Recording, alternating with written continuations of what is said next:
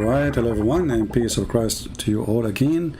Let us not to waste time and see the jewelries of Allah and how those Muslims, they always help us to expose their cult.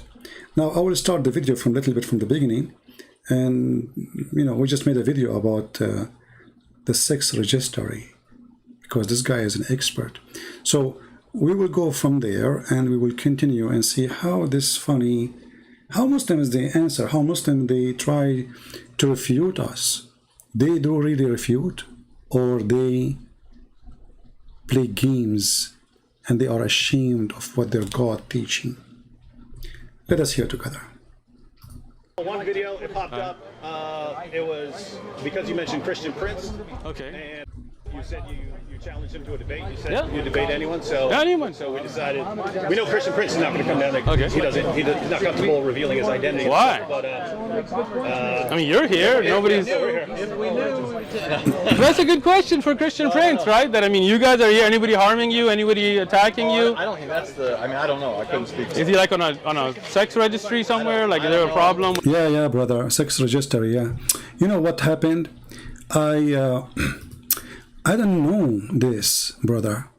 I found out that if a man he had sex with someone under the age of 14, he will be in sex registry, or actually even between 14 and 17, and he will go to jail for a long time in USA, brother.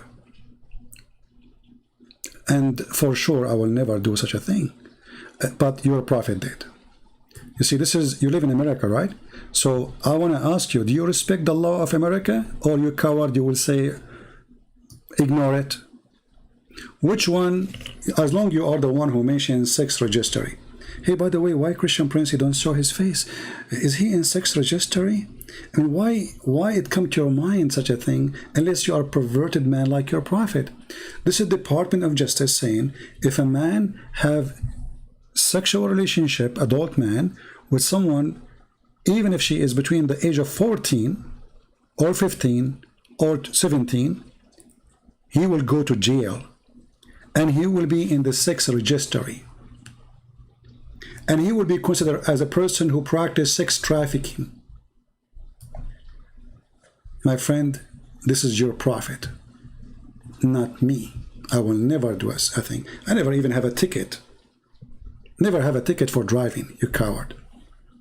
I'm a person who served. I joined the army of USA. Who are you? You are a potato, coward. So, because they cannot refute Christian Prince, why Christian Prince don't show himself? Is he in sex registry or something? Expert. You are the expert in sex registry. You know, there is a hadith here. It says that Aisha, she was a child. Not only she was 6 years old playing with her dolls, even it says that even at the age of 14, still she did not have her period.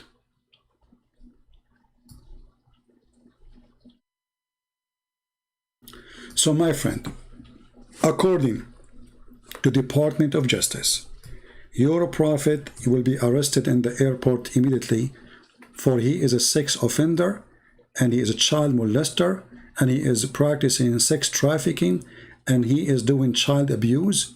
In the top of that, he is a rapist for a child, and she is a minor. So when a Muslim speak about sex registry, watch your mouth.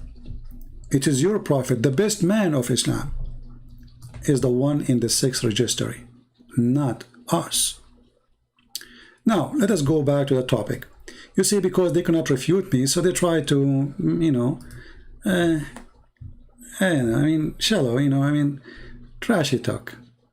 Is he in sex registry, brother? Do you think I am like Muhammad?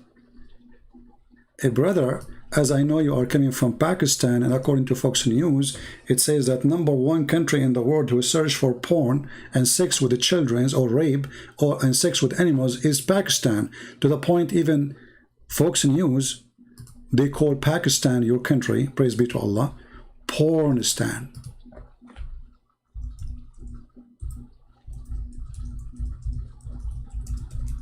And I don't like to say things without proofs.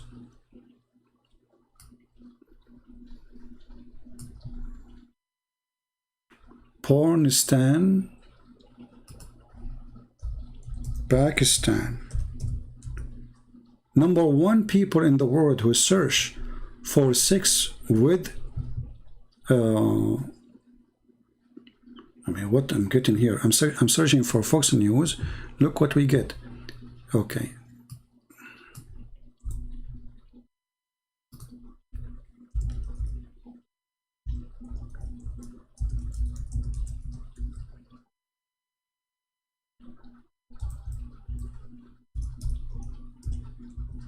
And that explains why you are speaking in such a manner. Here we go.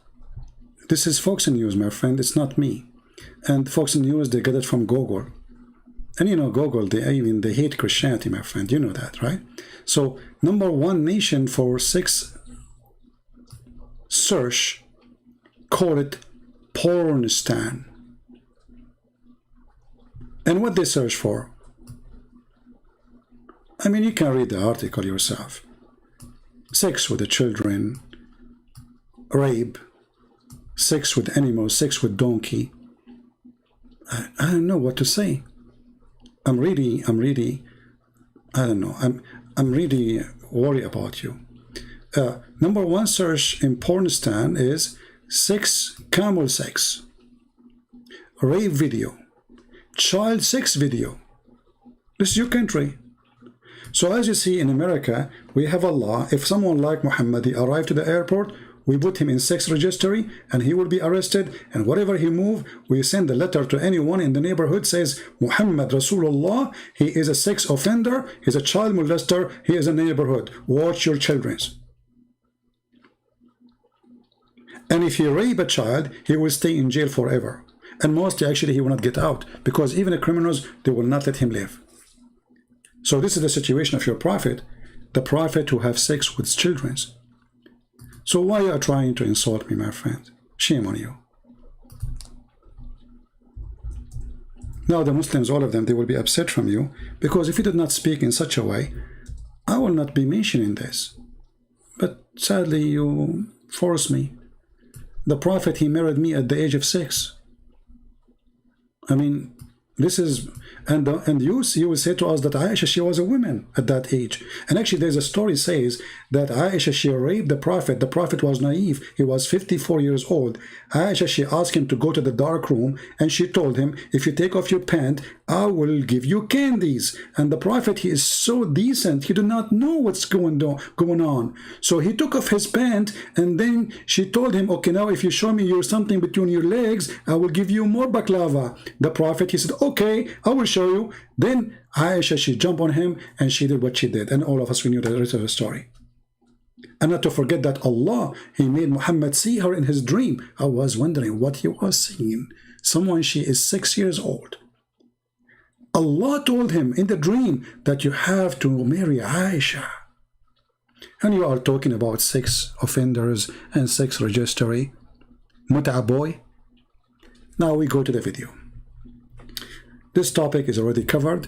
You can watch previous video and see how Muhammad is totally a perverted man with all the proofs and reference. Now we go here in the video, and now this guy, he will show us his knowledge. He's very knowledgeable, by the way. I mean, we have to admit, knowledge is all over the place. With showing his face, I show my face. I don't have a I know a problem. lot of You're here, Yeah. face, but right? So why would he be ashamed of showing? My friend, I'm not ashamed. If I am ashamed, I will not be exposing your prophet, and I will not write for books. There's no coward will write for books about your filthy prophet, and no coward will dare to say filthy prophet. Only coward, they will never dare to do so. And you are a potato. I challenge you to say in the middle of America that we have to do jihad against America, which is the Quran is teaching you. Isn't it the Quran says in chapter 5 verse 51, take not Christians and Jews as friends? Do you pay tax? If you pay tax, you are one of them. Do you accept the president in the White House as a president? If you do so, you are one of them. Do you carry an American passport? If you do so, you are one of them. That's what the Quran says. But you are a potato and you are a coward and you are ashamed of your Quran. This is why you stand there. You don't dare to mention what your Quran teach about not to take the Jews and the Christians. I challenge you in the place next week where you're standing now to shout clearly, the Quran says, take not Christians and Jews as a friends. They are our enemies. We should do jihad against them. Do it if you are a man. Or maybe you are ashamed of your filthy Quran. You are just a little tiny coward who don't dare to preach his book. Actually, I have another challenge for you. Do you dare even to take my book with you to Pakistan? Just take it with you in the airport. Let us see what they will do to you. Take one of my books, Deception of Allah, Quran and Science, Sex and Allah, whatever books you want. Take them with you in the airport and let us see what they will do to you just by carrying my book. You are a potato. And that's why you don't dare to get close to me. So now let us go to the topic. Let us see. Answering if you let me speak. Okay, okay, look. You see this? Let's just you see this? Let's just You see this? He's just clarifying the question. Let's Sure. be clear what the question is, and then I'll let you talk. Face, eyes, hands, shin, foot, or feet. No. Does he have those attributes, those qualities? And I'm not asking you to describe what those qualities are. Are you done with your question? My question is, does he have multiple attributes? You see why you're not letting me answer, right? He's Okay, thank you. So can I speak? Okay, so as I listen to you, please listen to me, okay? Allah is one, undivisible, okay? Ahad, He is the one that is one without two, okay? He has sifat that are all His. And sifat? Can I finish? I'll explain it. No, I don't need you to define it for me. Thank you. I'm asking you to. I will. Okay. See, when I asked you to let me speak, you interrupted me again. But if you just let me, don't be insulting towards me. Let me speak. You're being insulting. All I'm asking you to do is. Am I being insulting or am I trying to answer here? Well, Would? No, actually you are not answering. The question was, Allah have hands, Allah have feet, Allah. Who care if Allah He have description? This is not the question. This is why they are not interrupting you. They are trying to correct you because you are trying to play a game that you understand the question in different way. When this is not the question.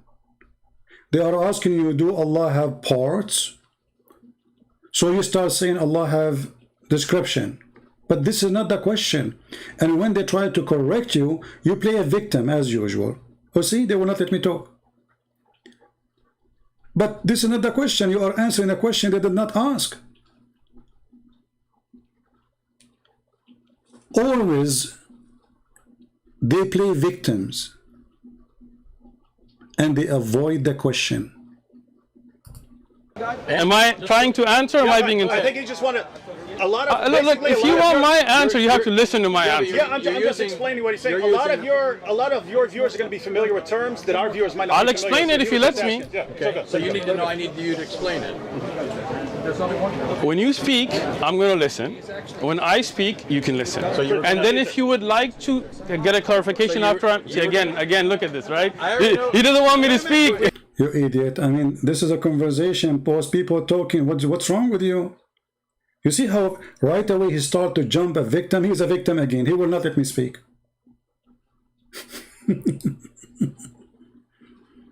You cannot talk to him this time. He will not let me speak. See? Look, he will not let me speak. Okay, speak. We've already agreed. Let your audience see this. We've already agreed. That you won't let me speak. Won't tell us what's I will if you listen. Okay. Go ahead. If you need a clarification afterwards, please wait for me to let it finish and then ask me to clarify. Is that understandable? Can we have a civil discussion here? There we go again. See, civil discussion. The followers of a perverted prophet who said, if somebody he mentioned his parents or his inheritance from previous time of Islam, tell him and go bite the penis of your father. Where was your prophet in his ethic and the prophet of biting penises? At least Anton, he did not say to you, go and bite the penis of your father. He is saying to you, this is not my question, and let me explain to you my question. So you don't want him even to explain the question in order to answer him. You jump to answering the question without even hearing the question. But you know the question. But you play dumb because you don't want to answer it. And I will show that. You just asked Okay. a question, I answered. Your own buddy is telling you let him answer, bro. Let him go. what he says. Thank you. Thank you. Let him At answer least it. you want to hear it. Okay. So when you talk about sifat, they are of Allah's characteristics. They're not divisible. You cannot take the hand away from the face. They are all a part of Allah. Okay? Part? They are all parts of Allah. Did you hear it? They are all parts of Allah. But that this is mean they are not description. Those are parts. They are physical parts. There's a huge difference between description and physical parts. So now because they keep pushing him to talk about the part, he fell into the trap. He's a fool. He just mentioned the word trap, or word part. And right away they will say to him, did you say part? Yes. Okay. Sifat are characteristics. You understand? For example, this is a gentleman named David, right? Now, this is your face, this is your hand, this is one. If I cut your hand off, it will not exist anymore, right? Because that is now cut off from your body, right? This is you, understand? Allah has sifat that are not like humans. They're not like us. لَيْسَ كَمِثْلِهِ شَيْءٍ. But He has sifat that He told us about in the Quran and upon the lisan of the Prophet. Now let me explain those words. Allah has characteristics that He has explained in His holy book, the Quran, and upon the tongue of His Prophet Muhammad, peace be upon him. But He is one. He's not divisible. He doesn't become into parts, not Legos. That is not the way it works in Islam. Okay? Now, any terms you didn't understand, No, Anthony? I understood the terms, and I Okay, think just want to be clear. defining them for the sake of the audience. But Excellent. Here's my question. At one point, you said he has sifat. These are attributes, characteristics, parts of him. Yep. They're inseparable from him. Yep. But you referred to them as parts. So do you believe? I did that not. Allah- You did use. He did not. He did not refer to them as parts. Did you hear it? He did not refer to them as parts. I mean, you idiot. And this is a video recorded by them. You did not refer to them as parts? Shall I play the video again? I did not. Like what? You did not. Of the Prophet. Now let me explain those words. Allah has characteristics that He has explained in His holy book, the Quran. At least you want to hear it. Okay. So when you talk about sifat, they are of Allah's characteristics. They're not divisible. You cannot take the hand away from the face. They are all a part of Allah. Okay? Part? After a few seconds, he will say, I did not say part.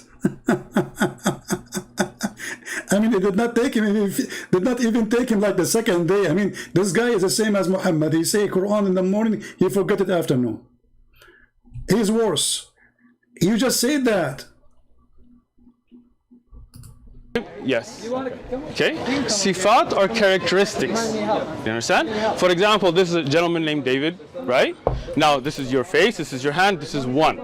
If I cut your hand off, it will not exist anymore, right? Because that is now cut off from your body, right? This is you, understand? Allah has sifat that are not like humans. They're not like us. لَيْسَ كَمِثْلِهِ شَيْءٍ. But He has sifat that He told us about in the Quran. How he have a description, nothing like anyone, and then you say Allah have a hand. The second you say a hand, Allah is using words we use for us, for our hand. So it is Allah who's making Himself look like us, not us making ourselves look like Allah. When Allah He says He have a face, that means Allah have a back. When Allah He says He have a foot, that means Allah He walk. Because this is what foot does. When Allah He says He have 5 fingers, and then you say, there's nothing like Allah. Who care, my friend? Nothing like me too, and nothing like you. According to science, every single one of us is an individual, but doesn't make us gods. If nothing like me doesn't make me God. According to science, even identical twins are not the same exactly. Even every flicker of snow, there's none is the same as other one. You see how much snow we have? Not a single one is the same as other one. Does that mean snow is God? So stop saying nothing like Allah. We got that one.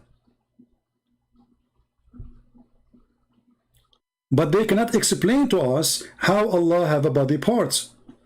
And now he will deny that he said parts. and upon the lisan of the Prophet. Now let me explain those words. Allah has characteristics that He has explained in His holy book, the Quran, and upon the tongue of His Prophet Muhammad, peace be upon him. But He is one. He's not divisible. He doesn't become into parts, not Legos. That is not the way it works in Islam. Okay? Now, any terms you didn't understand? Okay, Allah is one. So how the Quran says, Allah He say in the Quran, if we like to have a partner as a wife or to have a son, we will take it from us. I challenge this Abdul, who he claimed he can answer. And by the way, he never answered anything. This coward, he avoided me totally. He made a video saying he want to challenge me to debate me because the Muslim keep harassing him, saying, hey, can you stop this guy? He is making a lot of Muslims leave Islam. So look at this. This is the Quran. Allah is talking, not Abdul in America, who do not know how to say his prophet name correctly. Have we intended to take a pastime, a wife, or a son, etc., we could surely have taken it from us. Okay. When we say the Muslims, hey Muslims, Allah, He keeps saying we. They say Allah speak about Himself as a majestic king. But you know what? When you say that, that will even make it more funny. Because when a king, he say we, he speak about the authority which is given to him by the crowd, the ministers, the generals, etc. So we. Allah was given authority by who? Secondly, if it's not fit for Allah to say I, it's better for Him to say we. Obviously, Allah is in favor to be more than one. He is jealous. He wish, but He cannot make it. In the same time now, if Allah, He keeps saying we, and now He is saying us, but He's talking about having 6 partners, and then us is who? If Allah want to take a wife and you say to us mean Allah, that's mean Allah is going to marry Himself. And then He is going to do boom boom with Himself, and then He will deliver a baby. Because the verse is so clear. It's talking about taking lahu. Lahu in the Arabic language mean a woman. The translation here says take a pastime. So lahu in Arabic means fun, by the way, fun. Like when you have fun. So the Arab, the Islam insult women and they call them fun. So if we want to take a fun, which means a woman, this is why the translation is saying between 2 brackets, i.e. wife, so he can have a son, we surely have taken it from us. And then here you notice the translator, he says taking it. Did you notice it? Taking it, not taking her.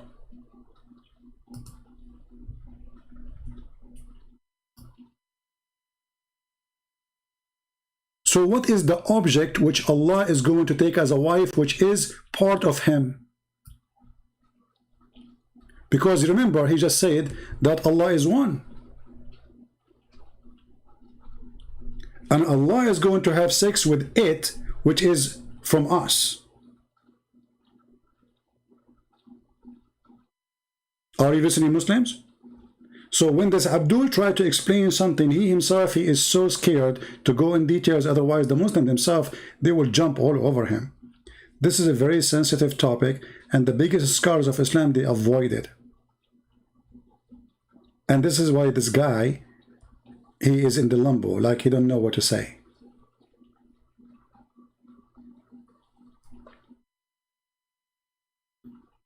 Someone saying what if it's a man. No, it cannot be a man, because here the word the pastime translated is the word lahu, which is a woman. And here we ask a question, is Allah is a male or female? Obviously Allah is a male by gender too. The Quran keeps saying it is He, and now Allah is speaking about taking a woman as a partner.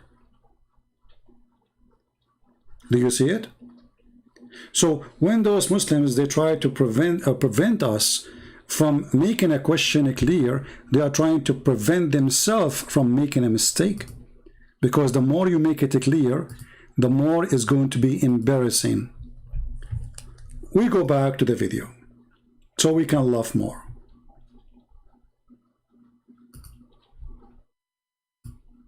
Continue, Abdul. You are the expert. Anthony? I understood the terms, and I Okay, thank just you want to for be clear. defining them for the sake of the audience. But Excellent. here's my question. At one point you said he has sifat. These are attributes, characteristics, parts of him. Yep. They're inseparable from him. Yep. But you referred to them as parts. So do you believe I did not. You did use the term part. I said You said they're sifat. a part. I'll let They're, you- they're a but part I'll- of him. Okay. So you let's- did use that term. Sure, we will say sifat. So you That's would where I can. grant that at least in that sense. See, now he noticed that he said something he should not say. This is why he's trying to say, I did not say that. I did not say part. And then you said, no, you said that. And I remember, okay, it's in the video. Yeah, I said they are part, but this is a description. You said part. Description is not part. If you describe a person that he is tall, that will not make the word tall a part. It's not. If you say someone is ugly, that does not make the word ugly part of the person. That is description. There's a huge difference between description and the word part. And he used both. Potato.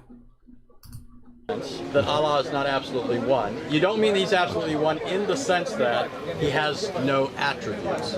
He has attributes. You want me to respond? Yes. You see how I listen to you respectfully without interrupting you? No, I do need to do that because We're past that. no, we're not, because you already interrupted. You see, you're interrupting now. This guy is talking and you're interrupting him, but he don't complain. This is the difference. When he interrupt Anthony Roger, he don't say you're interrupting me. I mean, the guy is still talking. You jumped. And then if you are talking and he jumped, you say, see, he's interrupting me. Just to make yourself look better. But the guy is, you just explained, and now it's his turn to talk. The second he starts talking, says, you're interrupting me. There you go again. So the You're gonna sifat of look at this. Look at this. Your own friend is telling you be quiet, man. He's Listen. begging you to hurry up. No, he's not. He's telling you to be ahead. quiet. Abdul, they are laughing at you, both of them. The other guy is saying to him, let this idiot talk so we can laugh more. Let him make mistake. Actually, I advise all the Christians to let those people talk, because the more they talk, the more they do poo-poo like their prophet. If you don't let him talk, he will not make too much poo-poo. Let him talk. As you see, you let him speak for 30 seconds, he made big poo-poo. He says Allah have parts. So why you don't wait more? I support you, man. Go ahead. I'm interested in the answer. Thank you. And then I want to hear a response. Okay, it's cool. so sifat are not things that make you more than one. This is your misunderstanding. Okay, when Allah is one, He's indivisible, absolutely one. His sifat is His. That does not make Him more than one. This is your misunderstanding. If you had studied Aqidah, and if you like to, we have durus, you can learn them, you would have known that the sifat of Allah are unique to Him and are only His and are part of Him. They are not divisible. Having sifat does not make you more than one. This is your misunderstanding. Can I finish now? Oh, are you finished? No, I'm not. If I was finished, then I wouldn't be talking anymore, right? Thank you.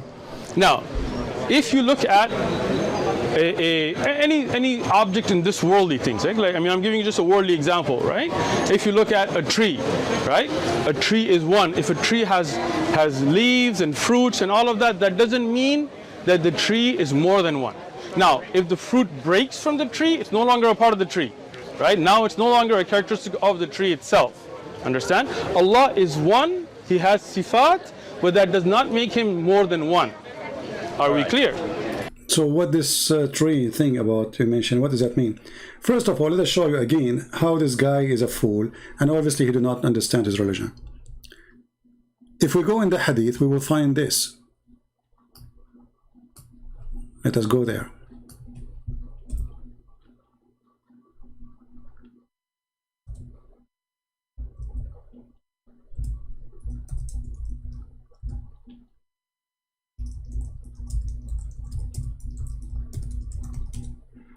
Allah will come in the judgment day in a shape other than the one which the Muslim they saw first time.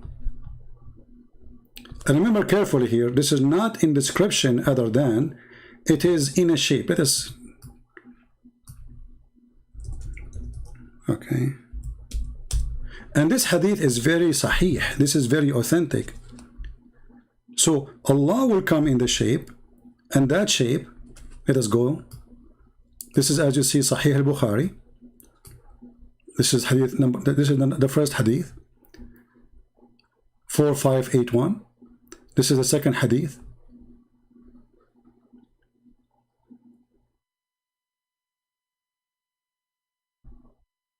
6573. And this is the third hadith, and we stop here. This is Sahih al-Bukhari, very authentic, very correct. So he cannot play the game of weak and strong, as usual. Here it says that Allah will come in a shape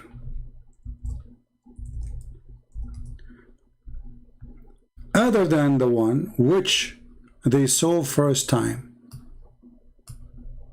Remember, he said, if a fruit fell off a tree, this fruit is no longer part of that tree. All right. So now Allah, he come to them in a new shape other than the one which they saw first time. Question to this Abdul, which he will never answer. What happened to the first shape? Any Muslim can answer us? The Almighty will come to them in a shape other than the one which they saw first time. And Muslim, did you see Allah first time? That is a question which they cannot answer to. And he will say, I am your Lord. And they will say, you are not our Lord.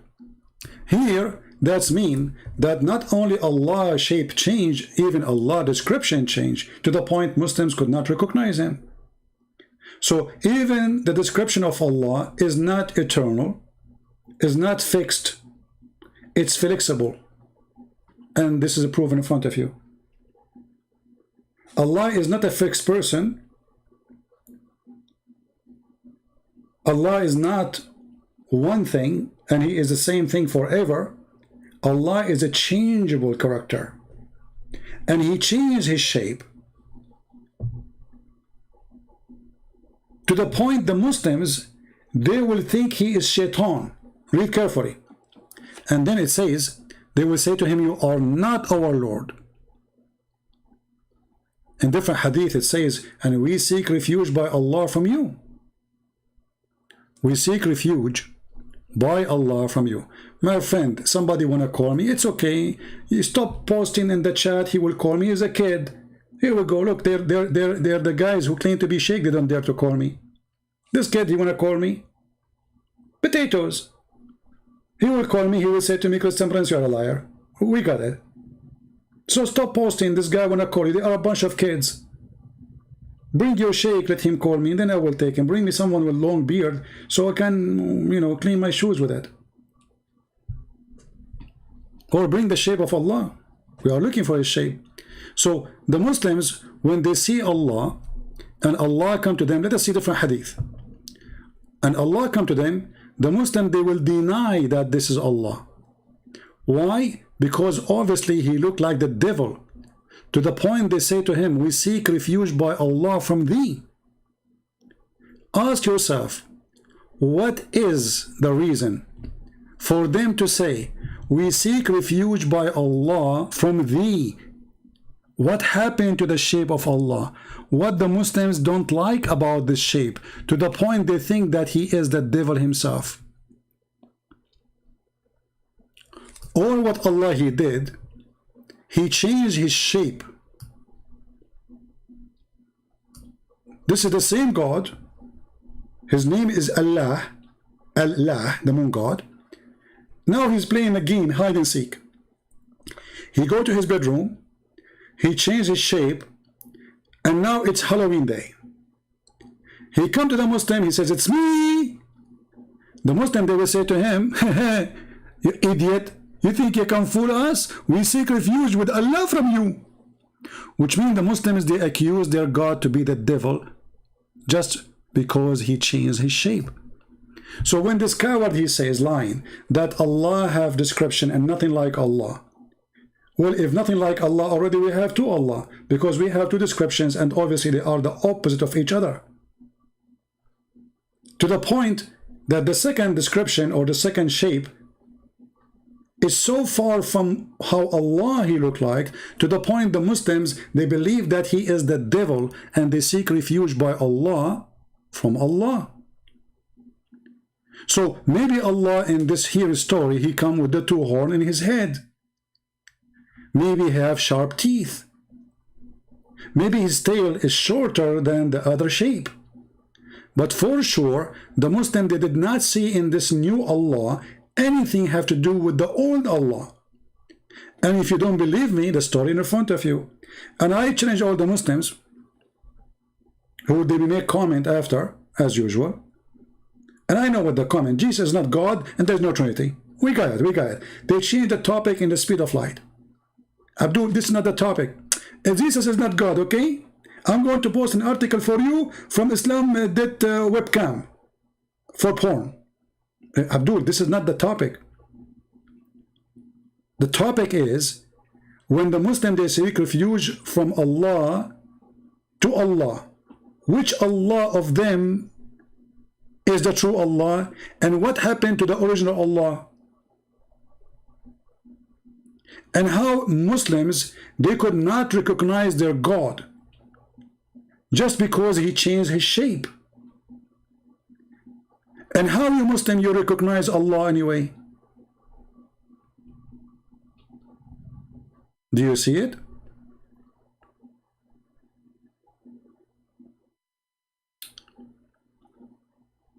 So those potatoes, when they claim that they have answer and they want to describe for you that Allah is one, they always fail. The Quran says if Allah want to take a partner, he is going to F himself. This is what they are saying, but doesn't make sense.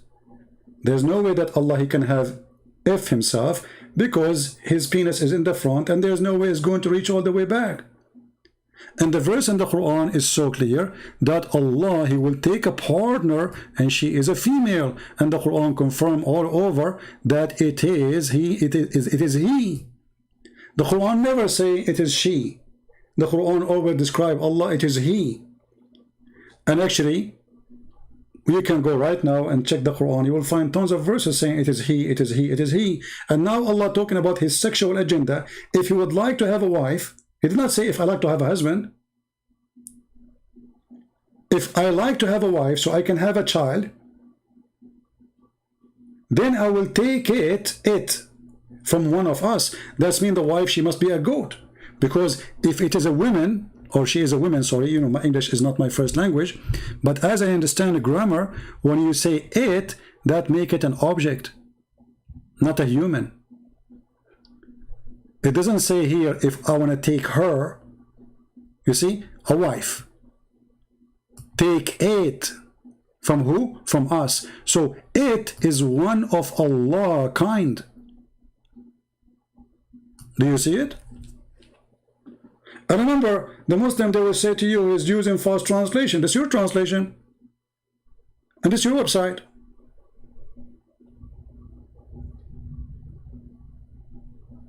Anything is embarrassing, they will go behind the curve and they will say we did not hear it, we did not see it, and then they will say to you it's weak, this is Quran. And the hadith we showed you about Allah changing his shape, this is Sahih al-Bukhari, and this hadith reported many times, which not only means it's authentic, it is mutawatir to the top level, repeatedly mentioned by Muhammadan. So when this guy, he says, there's nothing like Allah we love, because here we go, Allah, which Allah? First Allah or second Allah? Allah with the good shape or Allah with the bad shape? And then Allah, he come to them in the shape they know. And he will say, I'm your Lord. They will say, no doubt you are our Lord. So look what happened. Allah's shape changed. Muslims accepted the new shape. Did you see it? So when the guy, he said that we have description for Allah mentioned in the Quran and in the Hadith, and then Allah, he come in a shape which they don't recognize.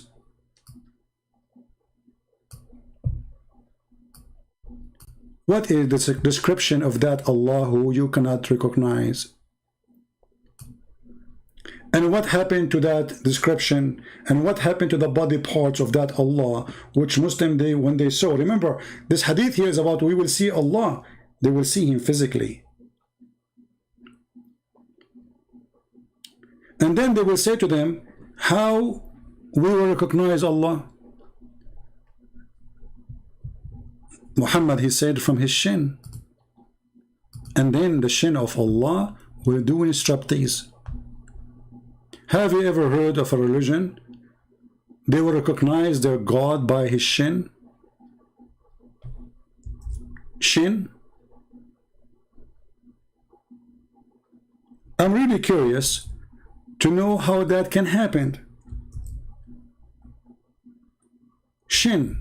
Interesting. Do you know any sign which you can recognize him? And remember here again, it says him, not her. Allah is a male. And yet they say to us, nothing like Allah. Well, I'm a male too. Muhammad is not. They will say, the shin, and then Allah will uncover his shin. Do you see it? So, if we ask this guy, when Allah he come in the first time, how come the Muslim they could not recognize his shin? That this is the true shin of Allah. Obviously Allah he changed how his shin looked like. And remember, the whole hadith here speak about seeing Allah, the same as you see the moon and the sun.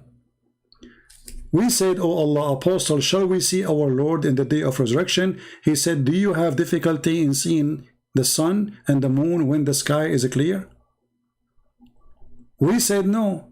He said, so you have no difficulty in seeing your Lord. So we are talking about Allah as we talk, seeing Allah, as we see the moon, which is physical object, and the sun, which is physical object. And then we speak about Allah's shape.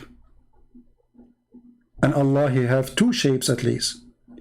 And then how we recognize Allah? Allah will uncover his shin, striptease time. So when this guy, he avoid the question going left and right, keep saying Allah is one, and Allah is one what?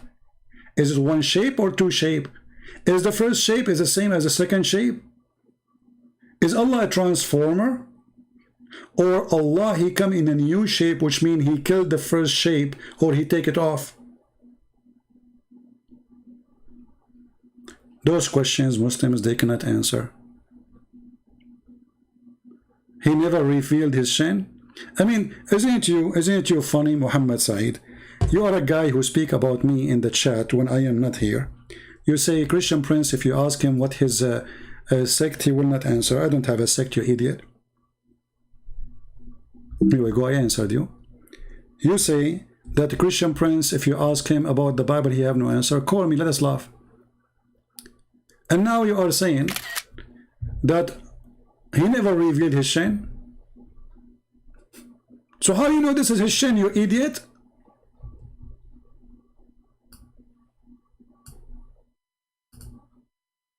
What if this is the shin of a belly dancer? How you will know that this is the shin of Allah? How we recognize Allah? From his shin. But Allah never revealed his shin, so how you know this is his shin? I mean, even their answers is very weird.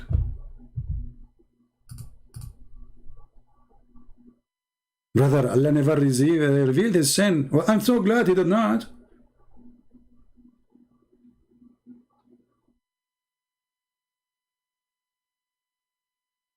This shape is a metaphor. What metaphor? He changed his shape, and they say to him, get lost, you are not Allah. What metaphor? And they are talking about seeing Allah, literally, physically. Let us go back to the video. So, what he's trying to say that Allah is one and nothing like Allah, those are the stories we heard before. They are repeating each other. He is repeating somehow Zakir. But then Fitr, Allah, he described himself in the Quran. Allah, he said he have hands. Allah, he have a faith. But is the faith of Allah like your faith, brother? No, brother. How Allah look like? I don't know. Allah alam. What kind of religion this religion is? So when you talk about Allah have description, and the second we asked you, okay, give a description of Allah, you say I don't know. So how Allah have a description? How the face of Allah look like? You don't know. How the shin of Allah look like? You don't know. How the hands of Allah look like? You don't know. So where is the description? Isn't it funny you say Allah have description, but you could not describe him? This is why I say stupidity is amazing. Brother, the Quran told us the description of Allah. Okay, give me the description of Allah. Allah is great. You stupid. This is not description. Allah is holy. Abdul is holy. This is what you claim. Describe your Allah. Describe him. Allah is a physical being. He have hands. He have a foot. He have a shin. Describe him for us. He have a foot. Describe the foot. I cannot do that. So you have no description of Allah. What you have is the name of the body parts, and those are not description. For there's billions of creatures have foot and leg and hand. If there is somebody is wanted, do you say to them he have a hand? They will laugh at you. They will say everybody have a hand, you idiot. So that cannot be description. If I say to you, describe Allah, you say is one? Well, every individual is one anyway. I am one too. And I am not 4 or 5. But where is the description of Allah still?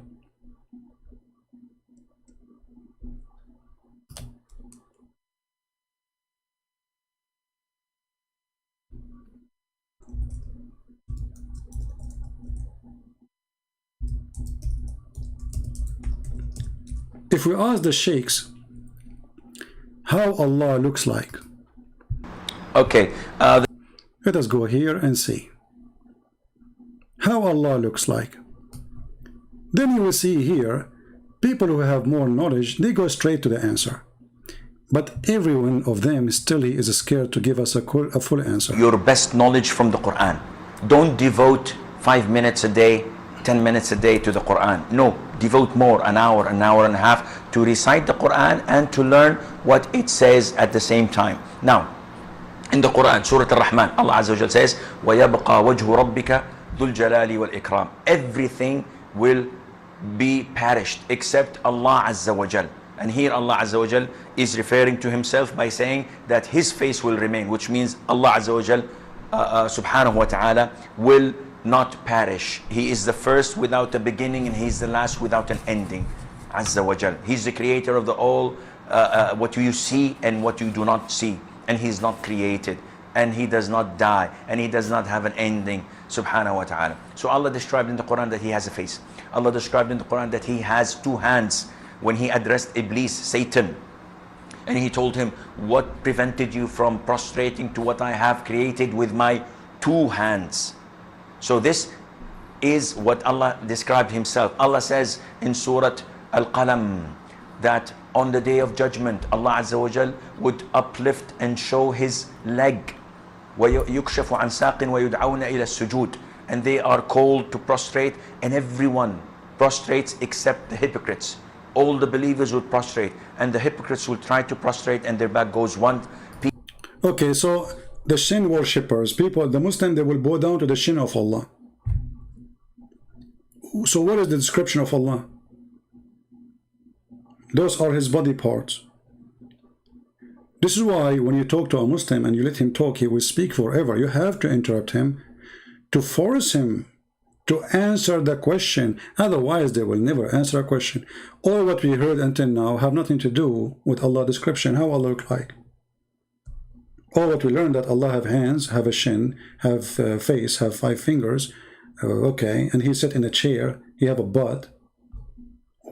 What is that? Still, we do not know who is this one you are talking about.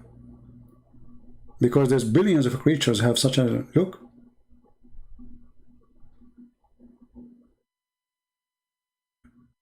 A monkey have 5 fingers. He have legs. He have a face. You have a shin. Cannot be a description of God. This is a God. He mentioned his body parts. But here you ask yourself, you see the Muslim, they rejected Jesus, for he come in the flesh of a man. He have a look of a man. He have hand. He have a shin. He have a foot. He have a face. Okay, they say to you, well, how God can be like that? But then we find that Allah is the same. And not only Allah is the same. Actually, according to Muhammad, Allah, he looked exactly like the Messiah. If we go here, you will see Muhammad is worried that the Muslims are going to think that the false Messiah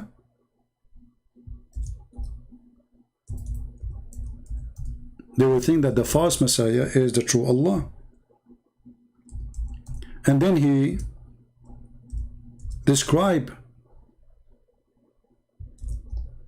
how the false Messiah looked like. All those hadith about the same story. And here Muhammad, he described, and as you see, this is Sahih hadith. Muhammad, he said to them, I have told you so much about the Dajjal that I am afraid that you may not understand that the Dajjal, not Antichrist, the Dajjal is the false Messiah. The Dajjal simply, the Dajjal word mean kadhab, a liar. So the Masih Dajjal is the false Messiah. Translation of Antichrist is false translation. Muslims do not have Antichrist. They have false Messiah. So this is a person, he will come and he will claim to be the false Messiah and he will do miracles. Muhammad is worried. I'm afraid that you may not understand that the false Messiah is short, hinted, woolly-haired, one-eyed, and eye-sightless, and neither protruding nor deep-seated. And if you are confused about him, know that your Lord is not one-eyed. What is that telling us? Muhammad is afraid that the Muslims, they will think that the false Messiah is Allah. But hold on. If Allah is not a man, why Muhammad is afraid that those Muslims, they will think Allah is the false Messiah? This guy is a man. And Muhammad, he did not deny that Allah have a physical look like a man. All what he said, that guy, he have a problem in the right eye.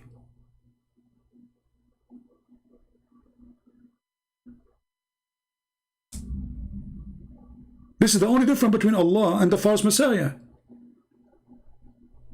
The rest is the same. So when those liars, they say to us nothing like Allah, look, this is your prophet, and is that a weak hadith? No. Bingo. So what is the only difference between the false Messiah and Allah? Look, one eye. The rest is the same. Are you going to say to me, I am fabricating the meaning? It's in front of you. Muhammad saying, you need to know, I'm afraid. I'm afraid what? You might not understand. I mean, look at this stupid prophet. He told them too much about the false Messiah. Okay, after too much, still you need to tell more. And you are worried more. That they will not understand and they will think that Allah is the Messiah. This hadith, to be accurate, it should say, you should know that the true Messiah look like this and the false Messiah look like that. Correct, guys? Because remember, this person is coming to claim to be the Messiah. So why Muhammad is worried about the Muslim thinking that this is Allah, unless the Messiah is, the true Messiah is the true God?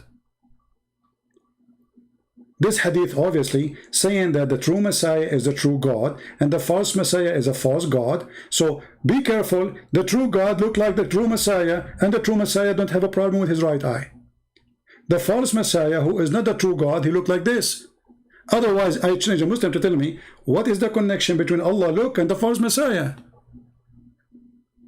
Remembering that the false Messiah will say, I am the Messiah. He will not even say, I'm Allah.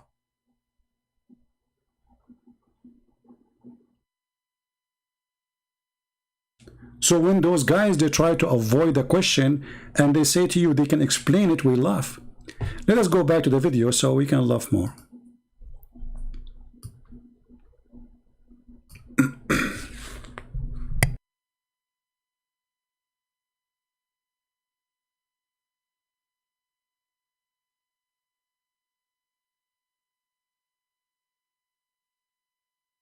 We're clear on the fact Good. that you're saying he's one in some sense. No, I But didn't say I that. do not agree that he's one in every sense if you are saying he has actual attributes.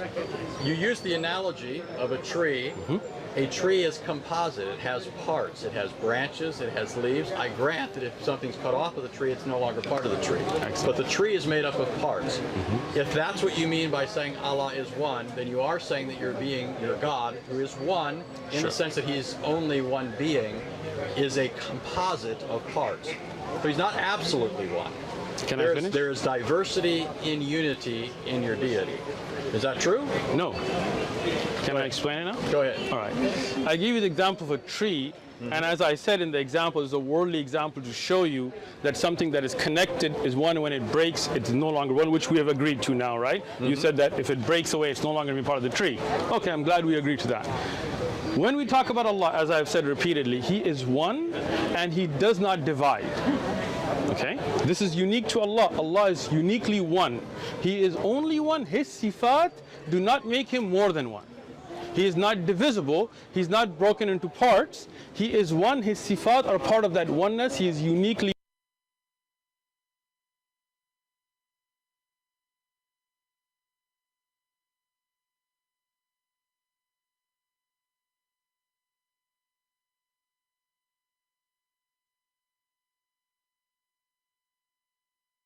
one. Right. See, I like David. David got Yeah. All you're saying, though, is that he is a composite being that cannot be divided. The sifat cannot be separated from him. I'm granting that. You're still saying he's a composite being. Okay. There's no objection here yet. I'm just saying. Okay. Could I do just you offer grant that? clarification? Sure. Yeah, because You grant that. Yeah, what I'm hearing. So, if you, as you pointed out, a tree is one tree. Okay. A tree is one tree, but you could say the tree is one in the essence of being a tree or something like that. Okay. But it's more than one in cells or leaves or something like that. So it's a kind of unity and plurality or something like that. So I think all Anthony is saying is Allah like that, in that he's one in essence or nature or something like that, but more than one in attribute or And I'm not objecting something to like that. I understand. I'm not objecting. yeah, I'm just clarifying. I'm That's going to where we listen are. first. Yeah. So that's not an objection. So it's not like you need to think. I'm just I don't listening. think you'd be. I don't think you'd be dishonest. So that's not what I'm suggesting here. But that I don't think that you need to think. Okay, what is he after here? Like he's going after this. I'm not going after that. I don't think a lot of Muslims know that, and I think that's accurate. I think that Muslims believe in one being, but they do ascribe to him certain attributes, qualities, characteristics, all hearing, right, all seeing, those sorts of things. But that technically is not belief as you'd find in pagan philosophers in a monad, which is something that's devoid of any kind of attributes. It's an absolute unity. Okay. So, first thing, I just wanted to understand what you're saying. If you're saying Allah has sifat, then no doubt we agree. And I have taught Aqidah, you can look at the lessons, it talks about it, right? Allah is all hearing, all seeing. But I think what the miscommunication we're having, and maybe we just kind of go past this, is thinking if somebody's I want to stop here about Allah is all hearing, all seeing. Since when? Isn't it your God, He come every third part of the night so He can hear who is praying? And He come physically? Remember, He said Allah is all hearing, Allah is all seeing. But if Allah is all hearing and Allah is all seeing, here that means Muhammad is a liar. Read with me what Muhammad he said, and this is Sahih Muslim. Our Lord the Blessed, the Exalted, descend every night to the lowest heaven when 1/3 of the later part of the night left. And he says, who is supplicating me so that I may answer him? And who is asking me that I may give him? And who is ask forgiveness so I may forgive him? If Allah is all hearing, as this Abdul was trying to fraud an answer, to fabricate an answer, then why Allah, the poor Allah, have to come every third part of the night asking the same question? Who is asking me? Who is praying for him? Who's praying for me? Who is asking me for forgiveness? If Allah is all hearing, Allah, he can hear whatever his location is. Allah, he leave his throne or his chair, which is carried by 8 goats, which additional proof that he is physical. And even many books says that the goats or the angels could not carry Allah because he's so heavy. So Allah, he helped them when they carry him, which is very funny. I mean, is that the chair is so heavy or Allah? So Allah, he come down every 3rd part of the night. Is that because he is all hearing or because he have no good reception? Any Muslim? What is the reason? Okay, Sam, just please wait, my friend, because we need to finish getting busted. I will take you later. Forgive me, please. If Allah is all hearing, you guys, I am all hearing. And then you talk to me and say, huh? What are you saying? Huh? Okay, you are too far. Let me go down. And then I go down to the heaven number 6. And I say, like, what? What you saying? Okay, hold on. I'm going to heaven number 5. And then, hello? What? You know what? I'm too far still. Let me go down one more. So Allah, he keep going one more, until he is in the lowest heaven. And the purpose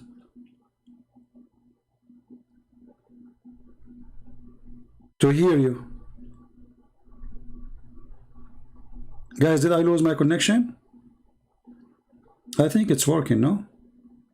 It's working fine from my side. So this is an answer for the lies when they say that Allah is all hearing, Allah is all seeing. For obviously Allah, he don't hear, and Allah, he do not know, and Allah, he don't see. And if I'm wrong, refute your prophet. And remember, this is Sahih Hadith. Don't play the game of weak and the weak argument of weak Hadith, which means we Muslims, we fabricate stories about the prophet and we say what he did not say, which means we Muslims are not trustworthy, which means we Muslims are not decent, which means we Muslims, we write stories about the prophet which is not true, which means we Muslims cannot be the people who can give you an answer about Islam because we fabricate stories. This is what they meant when they say a hadith is weak. They are saying to you that we Muslims are not trustworthy because those who wrote the hadith are Muslims, those who collected are Muslims, those who reported are Muslims, and those who taught it are Muslims. And yet they come to us and says this is not true story. And it was true always for centuries. But today it's embarrassing. The internet is making revolution. So when this kid, he says Allah is all hearing, well, I say to you, if Allah is all hearing, he will not change his location. And not to forget to mention that as you see here, Allah, he go inside his creation. Allah go where? Inside his creation. So how Allah, nothing like him, and he is so big, and the throne of Allah is in the size of the earth and the heaven, and then Allah is going inside his heaven. That means Allah shrink. If the throne of Allah alone is in the size of the earth and the heaven together, then we find that Allah is going inside the heaven, which is smaller than his chair. In order for Allah to go inside that heaven, he have to change his size, and he shrink himself. So we can say Allah the shrink, or the shrinked Allah.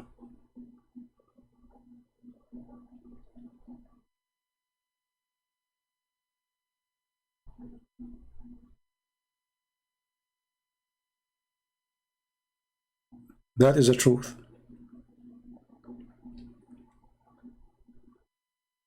So when they lie, they say Allah is all hearing. We laugh. Allah is all hearing, but he did not hear the prayer of Muhammad. Allah is all knowing, but he think that the baby is the sperm coming from the ribs of the women. And men have a sperm coming from their backbone. Allah is all-knowing, but he do not remember which one he created first, the mountains or the stars. So one verse says the mountain first, the other verse says the stars. So when those kids, they say Allah is all-knowing, we laugh. And we prove it with reference, not with speeches. Notice here, until now, this kid, he did not even show us one reference of what he is talking about. Isn't it weird? All of this is just a talk. He said, she said, I say, listen to me, let me answer you. But he did not quote one single proof and statement of what he said. Yet we are the one who is shown in the screen, not one, not two, not a three. Every few seconds he says something, we get him busted with reference, not with a speech. Continue, Abdul. It's all hearing and all seeing and all knowing that can somehow make them components that could be taken apart or not a whole as one. I don't think having the ability to hear everything and see everything makes Allah, where Allah is not wholly one. Okay, so, but anyway. So let me, go ahead. Can I ask? So, but you would say that his hearing is not his seeing. Yes. Right. So these are distinct attributes. So we are talking of one Allah. Right. So Allah's And one, but he has these attributes. And these attributes don't leave him. Okay. Now that's where I'd like to go after that. Okay. So I mean, you asked me about Islamic Aqidah, right? In Islamic Aqidah, Allah, His attributes are His. He can I finish? Yeah. Man, you are. You drank a lot of coffee this morning or something, man? No. Yesterday we were talking to Hebrew Israelites and it turned into a My friend, Allah attribute is His. Look at the genius. Allah attribute is His. So, you just said Allah attributes. So I have a news for you, Anthony Roger. Allah attribute is His. What the heck is that? What kind of conversation this conversation is? My attribute is mine too. That's why it says mine attribute. Stupidity is amazing. a shouting match. I'll tell you So what. his aggression's a little Okay. amped up. So hold on, Anthony. You're not talking to Hebrew Israelites. Your aggression needs to get toned down. That's not All right? aggression. You're just taking Look, too much offense. your friend that's with you just called it aggression. Yeah. So don't tell me. He was talking to Hebrew Israelites last night. You guys video this, right? David is telling you it's aggression, so please tone it down, Anthony. From your friend. He's helping. Your friend is telling you calm down. Why don't you listen to your... Look, this is now, just change the topic and, you know, go around it, and no reference and no teaching. It just has speeches, and now that you have aggression as if the guy is grabbing him from his neck. friend that came with you. You look like you're ready to jump over the table, man. Come on. Right? I like David. David, yeah. I don't know. How come we haven't met earlier, man? Anthony, I can tell you were a crook. Right. I can tell you were a shooter. Oh yeah, still am. Let's go. You're crook. So that's what they called you, right? Go ahead. What? Mr. Hammer Time, you two keep bumping fists over here. I'm just. We can bump fists. No. I got you, bro. Don't feel offended. All right. It's going well. So do you remember where we're at? Yes, I. Did he call Anthony Roger bro? Did he call him bro? Can you believe how hypocrite those are? Isn't it Islam forbid you from calling the Christians and the Jews brothers and even as a friends? And you are calling a Christian person who not only don't believe in Allah, but he believe that Muhammad is a false prophet and he make videos about him, and you call him bro. Is this your Quran saying take not Christians and Jews as your friends? And he says that the one who take them as a friend, he is one of them. So not only you are taking him as a friend now, you are taking him as a bro. I want to know what kind of a hypocrite you are.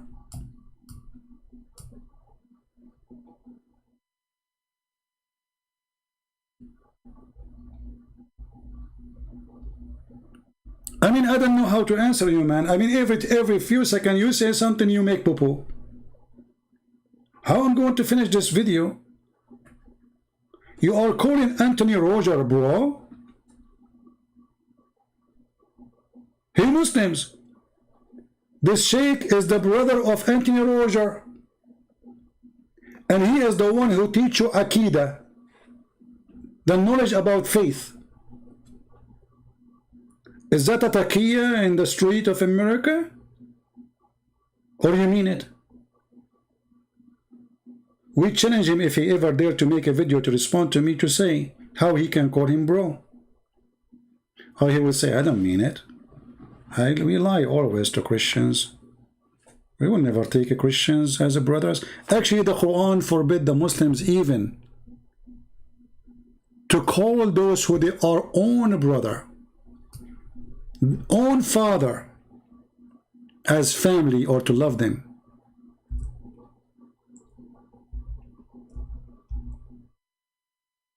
The Quran says you will not find one, just one, in chapter 58, verse number 22, from those who love Allah or those who believe in Allah.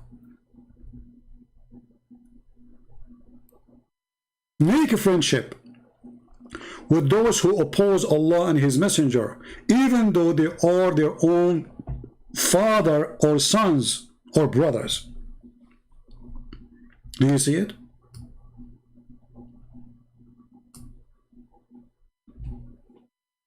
So which Quran this person he practice?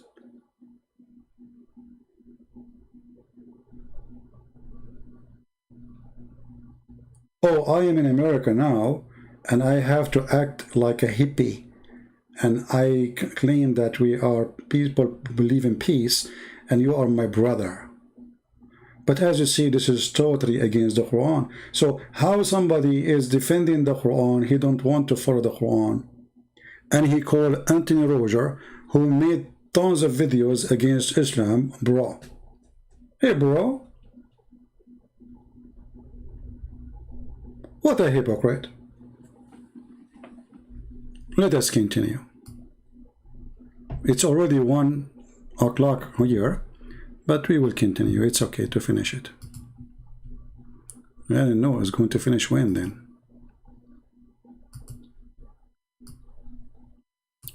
Okay, continue. Bro. Bro. Okay. You guys video this, right?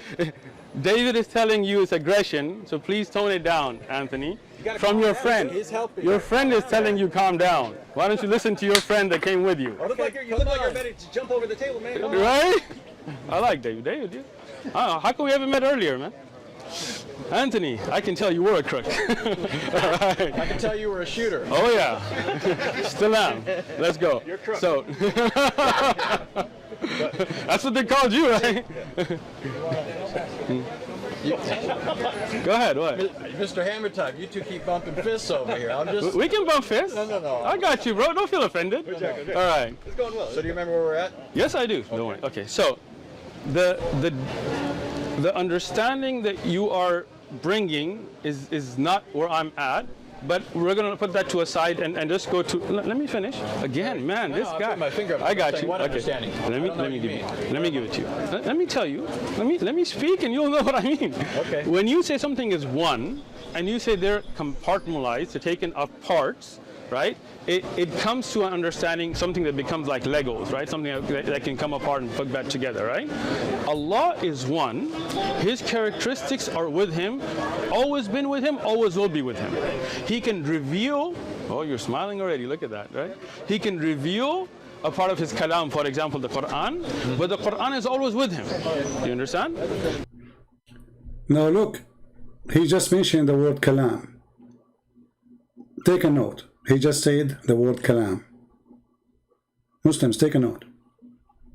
Like, if you take what's written, that is not the part of the kalam. That can be burnt, that can be written. Somebody could eat it, somebody could do something weird, right? But the kalam of Allah is always with Him. Always will be, not created. Okay? None of Allah's sifat are makhluk. You know what makhluk is? Creation. Yes. Creation. Hold on. He just said the Quran is not created. Is the Quran from the sifat of Allah? Look at this stupid idiot. He just put himself in the trap. You see, until now they did not mention the word Quran. He is the one who put it there. He just said that the description of Allah is not created. And then he mentioned that the Quran, the Kalam of Allah, the word of Allah, is not created. Okay, hold on. So, if the Quran never been created, that means the Quran was exist by itself.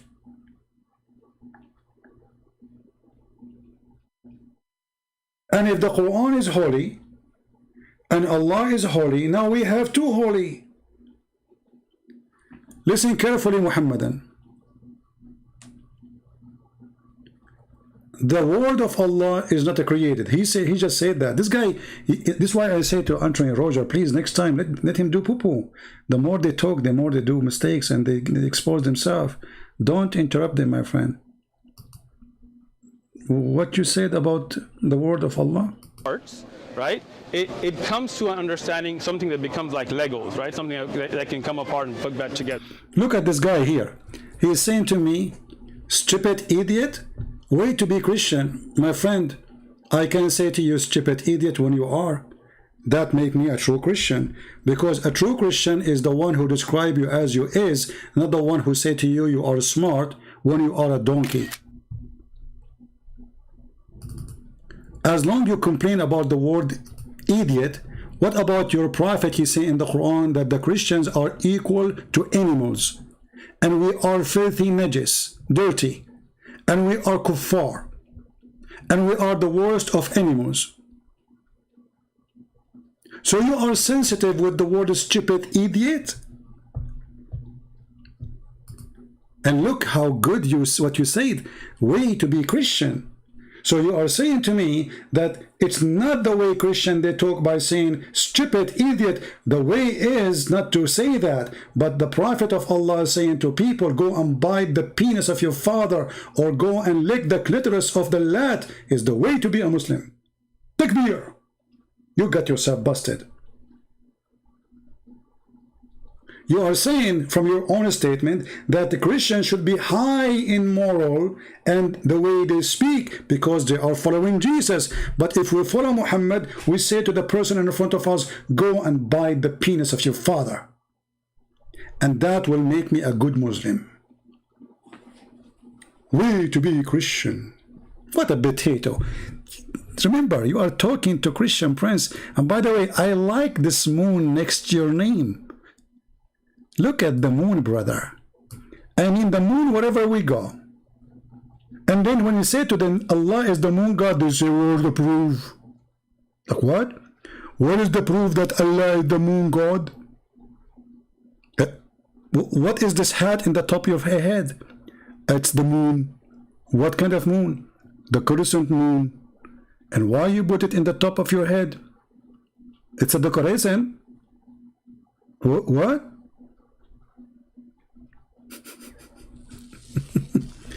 And this is what I mean when I say stupidity is amazing.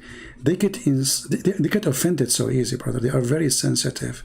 But calling the Hindus, infidels, the Christians, the Jews, filthy, kuffar, najis, it's okay. But say it's stupid, idiot, they get so upset. Disgusting you are. Continue, Abdul. Right? Allah is one. His characteristics are with him, always been with him, always will be with him. He can reveal, oh, you're smiling already, look at that, right? He can reveal a part of his kalam, for example, the Quran, but the Quran is always with him. You understand? Like, if you take what's written, that is not the part of the kalam. That can be burnt, that can be written. Somebody could eat it, somebody could do something weird, right? But the kalam of Allah is always with him, always will be, not created. Okay?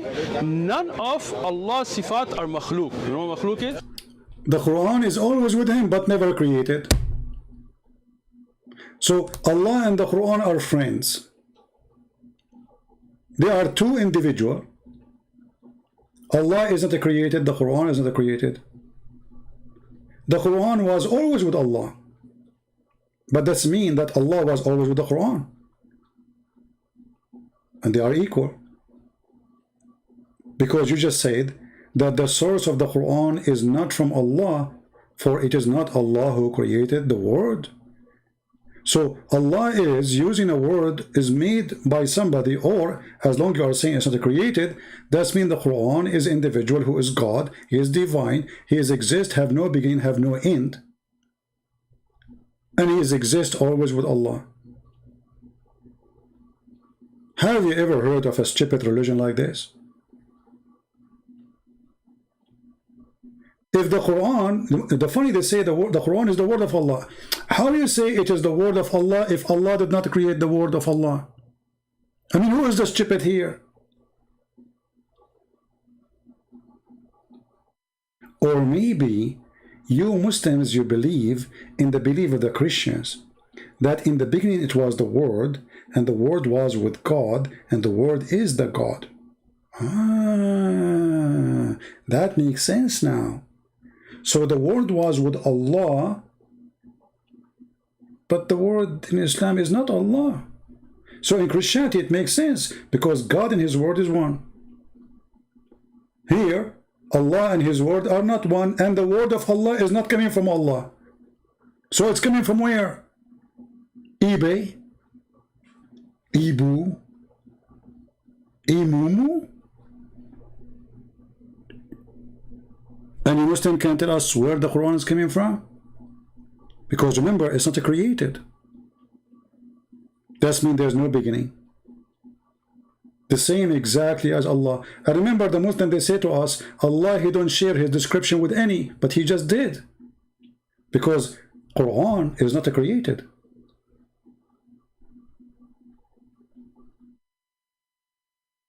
And Allah is not created supposedly. So now we have two uncreated living thing. Continue, Abdul. Creation. Yes. Creation. All right. So this is just the understanding we want to have as a base. Now, my question to you guys, if you don't mind, is: do you believe God is one in the sense that He can become two and come back together, and would He still be the same? So this is why I do this. This is why I clarify this. All right, good. You have described Allah as one, although that does not preclude that He has sifat, attributes. Which would not take away. Christians have classically made the same claim. Okay. Okay. I don't think a lot of Muslims know that this is the Christian view. So that, for example, at least with respect to the attributes of God, I mean, I think we go a bit further though. But when it comes to the persons of the Trinity, your description of attributes, come. Your description of sifat. Come, man. You look like you're bored, man. Come here. You're looking around, looking at. Your description of sifat. You got three guys. Assuming I'm understanding you.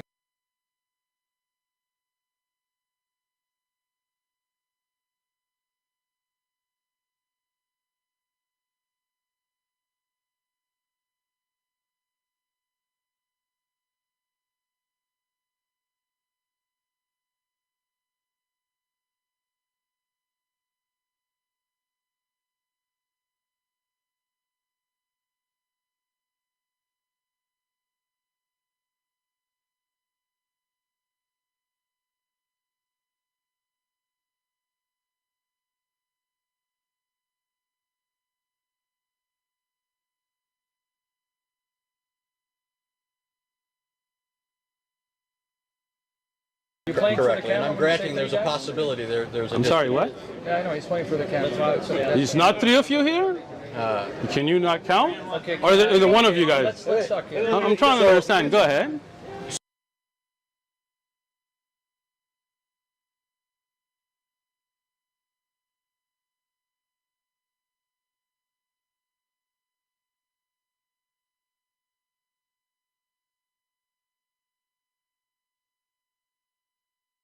So when Christians speak of God as triune, Okay. we don't think of the persons as divisible. Okay. There's a hypostatic distinction. Now, if you're familiar with Islamic kalam, you know that when Muslims classically have spoken of Allah's attributes, they've referred to them as hypostasis. They've given them hypostatic status. That's all Christians have ever said when it comes to the persons of the Trinity. So that for Christians, the persons of the Trinity are not divisible. We don't believe in multiple gods. We're not polytheists. Okay. We believe that all persons of the Trinity co-inhere in the one divine essence, just like you would say that multiple attributes co-inhere in one being. Now, I do think, though, there's a fundamental distinction between the Christian view and the Muslim view, which is there does seem to me, in some Islamic thought at least, and you could tell me this is not your view, there seems to be a radical bifurcation between Allah and His attributes. So, for example, I'll just give you an example, and you can tell me what you think of that. Some Muslims I talk to will tell me that Allah Himself cannot be present in His creation, but His attributes can. The attribute of seeing, for example. So that's just. Let me. Do you want me to answer you? Yes. See how that's where we're at, and that's where. Do you see how I respectfully, even though I had a lot to say, I just stayed quiet and listened to you? Did you see that? Yeah, we're past that. Come on. We're not because. Okay. So, first thing, you're delving in kalam to me is useless, right? Because I don't believe in ilm al-kalam. Okay. But I'm saying I thought that was your view, and you could correct me if that's not your view. I do not believe in ilm al-kalam, so obviously that's not my view. But I'm just using kalam in the sense of theology, like a key. Do you know what kalam is? Yeah. What is kalam? Well, it's philosophy, but No, it's not. but That's falsafa. well, but it's. So you don't know what it's kalam the same is. idea. Let me show you that how he is a certified idiot. Guys, he is saying he don't believe in ilm al-kalam. Now, Anthony, he don't speak Arabic. He is not an Arab. You know, it's not a secret.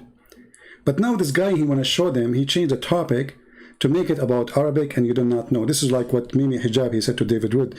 I know this is coming. You don't know Arabic, and you don't know Hebrew. And Elijah Amin is God with us. So he just said to him, do you know what ilm al-kalam, which means the science of kalam? We will talk about this. Anthony Roger, who is not a Muslim, he says philosophy. The guy, he said, no, it's not, you do not know. If I search in 2 seconds in YouTube, I will find you how the Muslims, they agree that it is nothing but philosophy, and this guy is a certified donkey. Let me search. I mean, how in the world this guy, even he called himself a sheikh. Here we go. We just found a video. And this is a sheikh, not like you. This is a very well-known sheikh in Saudi Arabia. His name is Salim al-Tawil. They ask him, what about al-kalam, ilm al-kalam? What he said. علم الكلام اللي حكم فيه البخاري بأن يجلد الذي يشتغل بعلم الكلام ويترك ايش الكتاب والسنة. علم الكلام مقدمات فلسفية. Did you hear it? Even in Arabic he says falsafa, falsafiyya. Did you hear it? He said it's nothing but philosophy. When Anthony Roger, he said to him it's philosophy, he laughed at him. He says, no, it's not. You do not know. You don't know. You don't know. So this guy is the one who knows.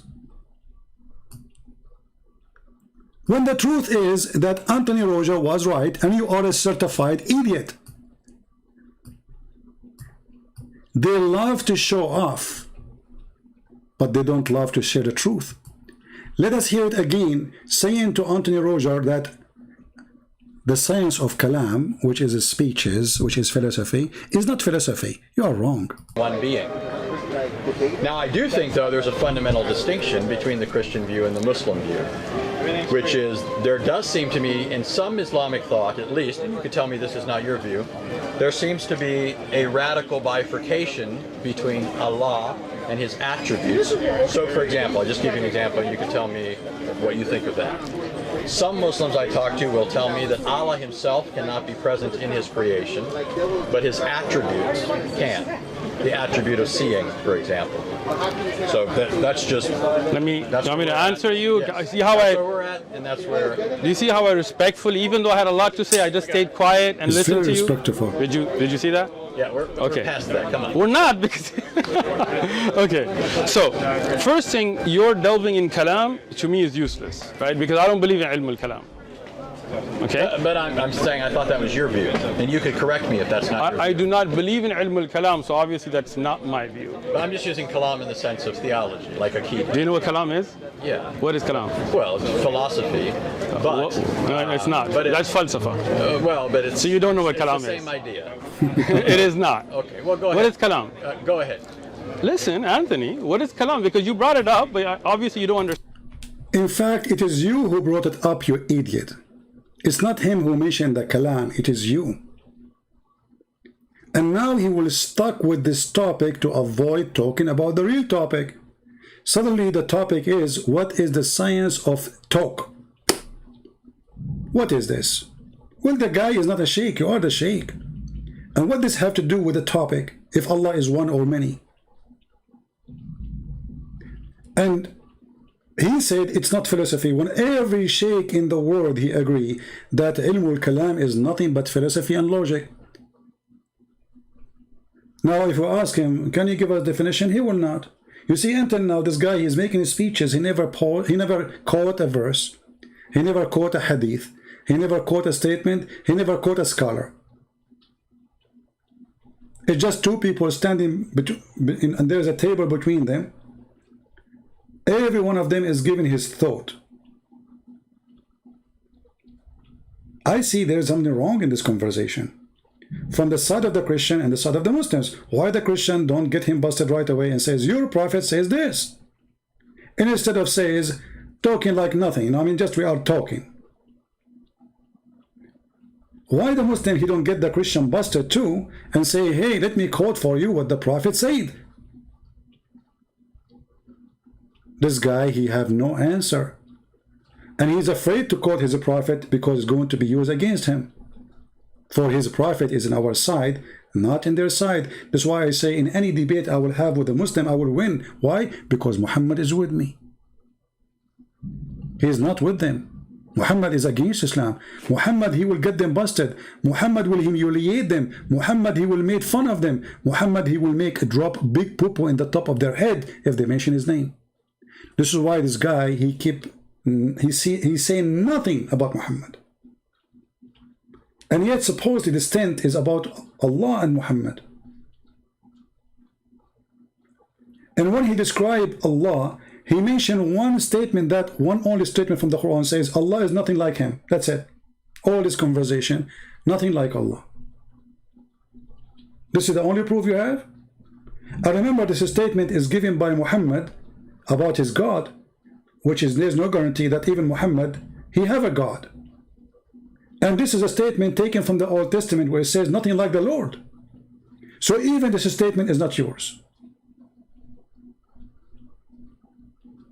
So now, are we going to come to any conclusion in such a funny argument, which is there is no argument in the argument?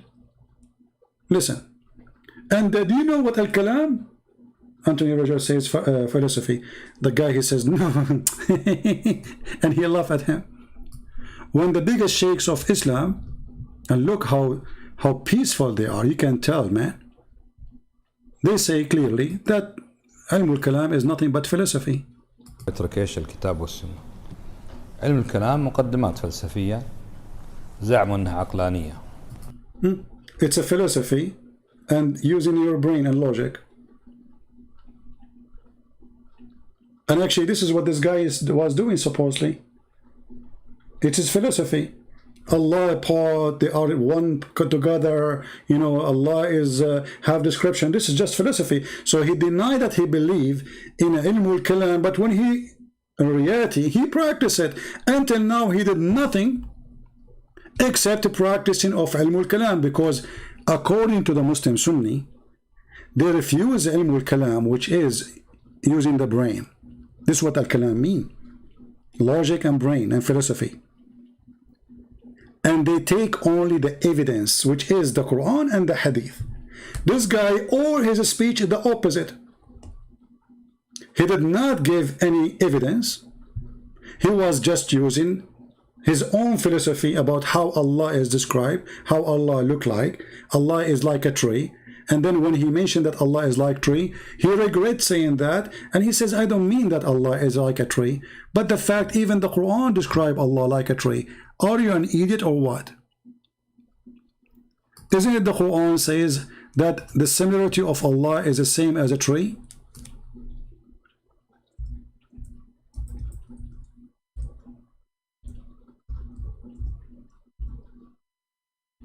What's wrong with those people? Allah, he described himself in the Quran that he is the same as a tree, and he is even liking himself like a candle from an olive oil tree. And remember, there's nothing like Allah. And then Allah, he described himself as a tree. Allah, the light of the heaven and the earth, the purple of his light is as if there's a niche, and within it there is a lamp, and the lamp is in a glass, and the glass were a brilliant star, light from the blessed tree, an olive neither of the east, neither of the west. The light of Allah is the same as light in a lamp, lighting itself from olive tree. So Allah is the same as olive tree. But remember, they say to us, Allah not like anything. But here Allah is describing himself and describing how his light function. It's a burning light, not metaphorical. It light from oil, olive oil, which means need a fuel. And it is in a niche, which means it's not enough by itself to be shiny, so we need to put it inside the lamp to make it more glorifying or more shiny. The light by itself is not good. You see, when you put, why you need to put, let us say, the word lamp, because that will make the light spread better, glow better. Allah is saying himself that his light is the same as a lamp in a glass, and the glass as were in a brilliant star, light from blessed tree, an olive neither of the east, neither of the west.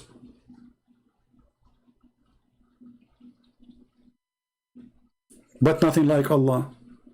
But yet Allah is the same as a light lighting from olive tree. So this is why we laugh when I was laughing really when he says, let me give you an example as a tree. Even Allah is not like a tree, but no, Allah is like a tree, and Allah, he chose to be the same as a tree in the Quran. And you are an ignorant. When you said, this is just an example. So if we go now to the video again, and I don't know when I'm going to finish this video, because each time this guy he talk, we laugh and we have to make a comment. Understand what kalam is. What is kalam? I'm just using it in the sense of people. I understand you're using it. Of Islamic Aqidah and coming to certain conclusions. I know that your methodology would be Quran and Sunnah. That's how you derived your Aqidah. Anthony, you brought up kalam. I'm just asking you what is. Here we go. He's stuck now. I'm asking you what is kalam. That's it. He is the genius who knows what kalam. He got his chance now to school this guy, the American, who do not know what kalam. And we got you busted. He was right and you were wrong.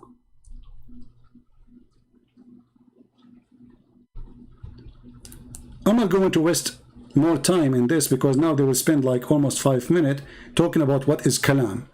So I'm going to move a little bit in this video to where it's getting more excited. Let us see.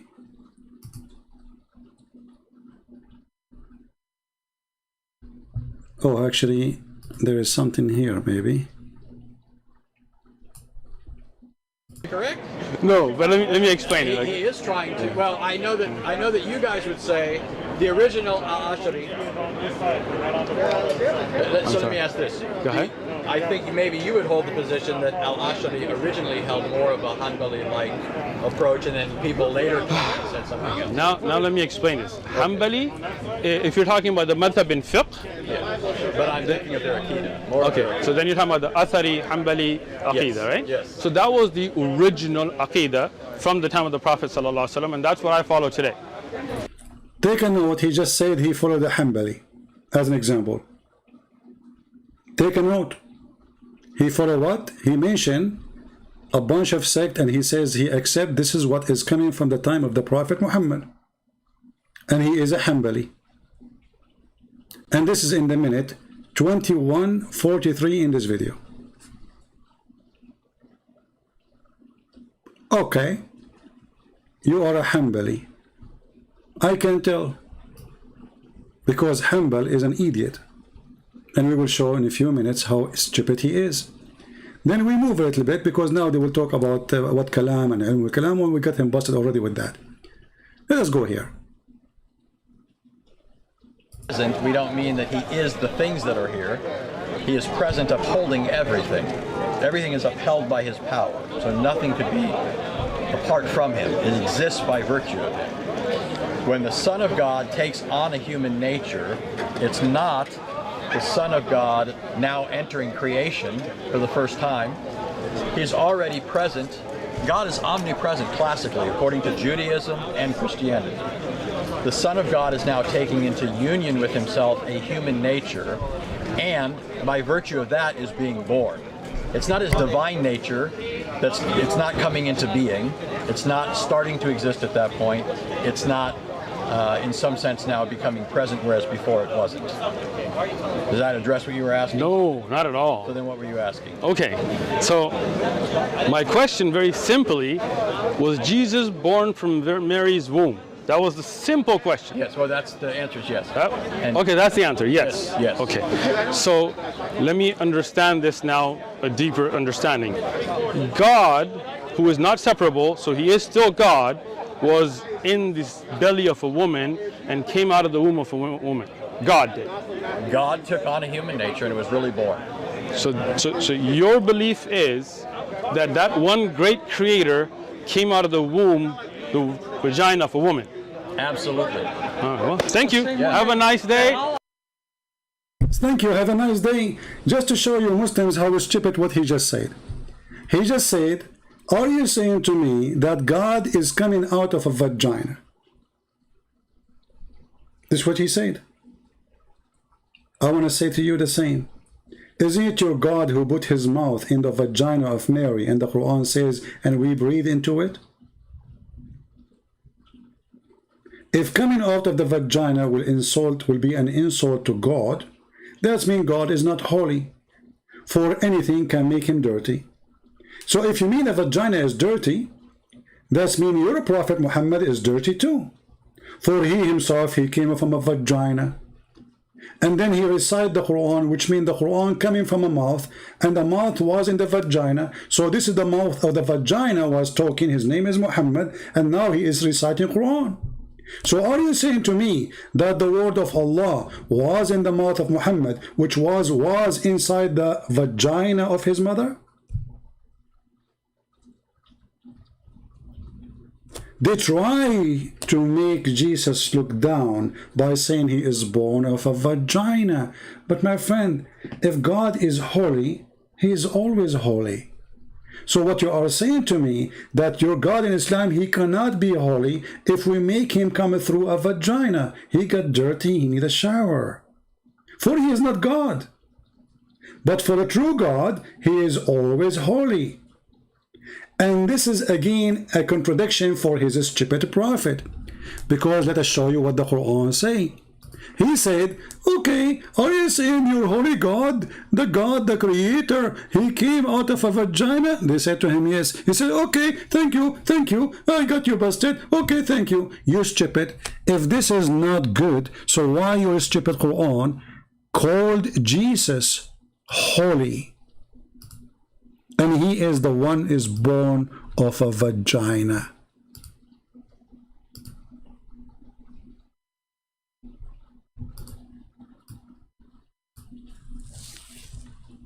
Are you saying that holiness can come out of a vagina, Abdul?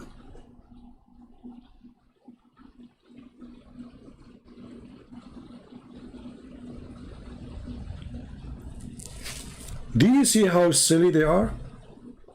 But their question is a great example for the Christians to show you how they try to run away from a clear answer. And actually here we can go to a different topic. Is God is always holy or not? What he just said is against his religion, not against us. For God is always holy, doesn't matter where he is. You see, the light of the sun, and this is the sun created by God. When the light of the sun touched the water which is dirty, full of bacteria, Or let us give a better example. Muhammad is taking a shower with dead dogs.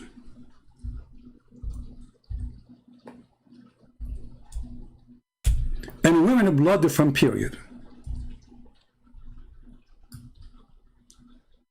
And stinky garbage, as the hadith, as you see, it says in the front of us. Muslims, your prophet says that water is always pure and nothing make it impure. And remember, in the hadith here it says that there is menstrual clothing and women blood from their menstruation. So the blood of women was touching your prophet all over. And in the top of that, your prophet was washing with it. And the top of that, your prophet claimed that water is always pure and nothing made it impure, even the blood of the women. And if the man or the woman is 90% of it, or maybe 95% of it is a water, then the water is always pure. And in the same time, how come the Muslims, they got disgusted because the idea that Jesus is born of Mary, and the Quran described Mary as a pure woman, and the Quran described Jesus as a pure person, and he is holy, chapter 19, verse 19. In the top of that, as the Quran and Muhammad describe that the blood of women will not make you dirty. And those are blood coming specifically from the vagina. It's not coming from the nose of the women. Here you see the hypocrisy and the double standard. Now, our point of view as a Christians, that God is always holy, so it doesn't matter where he's coming to or going from, for holy is holy. If God cannot be holy for changing location, that means he is not God. And this is what he just admitted, that his God, if he come from a vagina, he will not be God. So the God of Islam is not God always, is God only if he is in heaven. But if he is coming from a vagina, he is not God. At the same time, the Quran says that Allah, he breathed into her vagina. Now the Muslims, they try to explain to you, they say, no, it doesn't say vagina, it says her sleeves. Allah is the sleeve breathing? Hey Mary, give me your sleeve. I'm going to breathe into your sleeves. The verse, it says it clearly. We breathe into her vagina.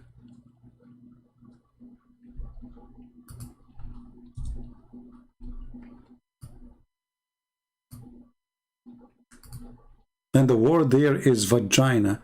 And in the translation, look what they do. It says breathe into her body.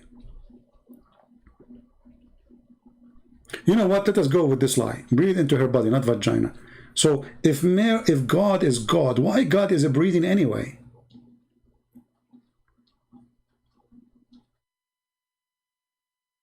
Any Muslim? You see, they keep saying to us, Allah is not like anything. Okay, we got that. Allah is not like a human, he is not a man, so he don't do what man do. But here we see that Allah, he breathed like every person who he breathed, and now Allah, he breathed into the body of Mary, and then that's mean that Allah, he put his mouth somewhere in her body and he breathed. So is Allah touching something not holy, and that will make him unholy? And the verse says it clearly, her vagina. Change the translator, you will see how the translation changed. It's a miraculous.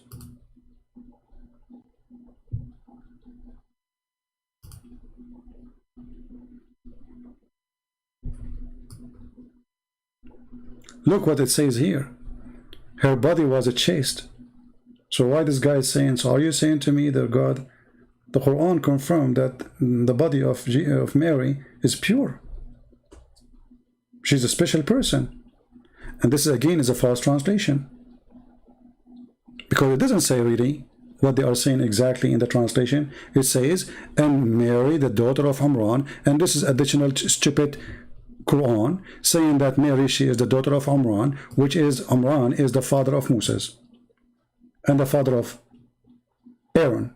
And because the stupid Muhammad, he thought that Mary, she is the sister of Aaron, he made a chapter saying that Mary, she is the daughter of Imran.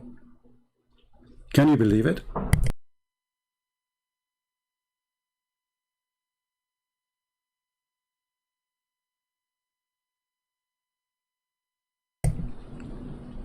And when the Muslim, they try to defend, they say, oh, the Prophet, he did not really mean that she is his sister for real.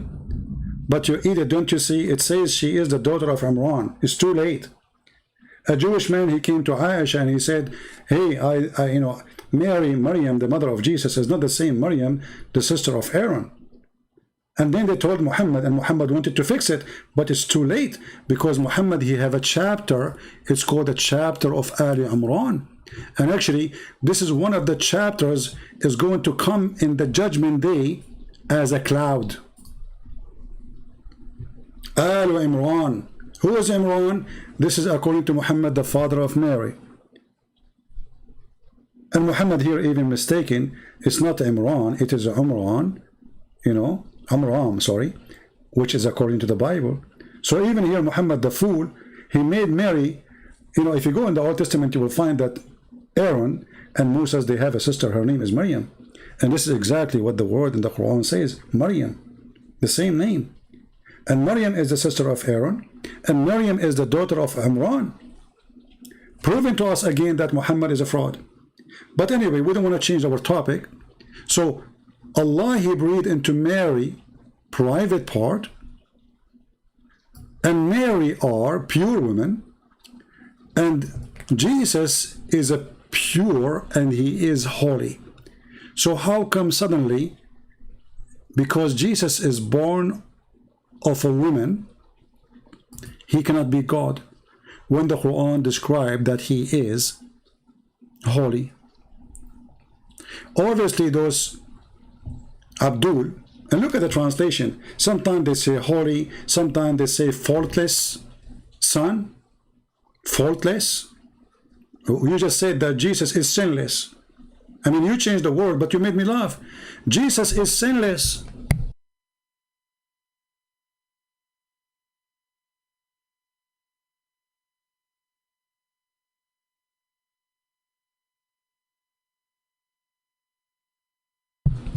Jesus is sinless. And the Muslim who says Christian prince is coward, he will never show his face. My friend, the coward is your Allah, and let me show you that Allah, he said in the Quran, Allah will never show his face, he will never speak except from behind a veil. It is you Muslims who follow a God who never speak unless he is behind the curtain like a female. So if you are talking about a coward, you should ask your Allah, what kind of God who never speak unless he is behind the curtain? Chapter 42, verse number 51.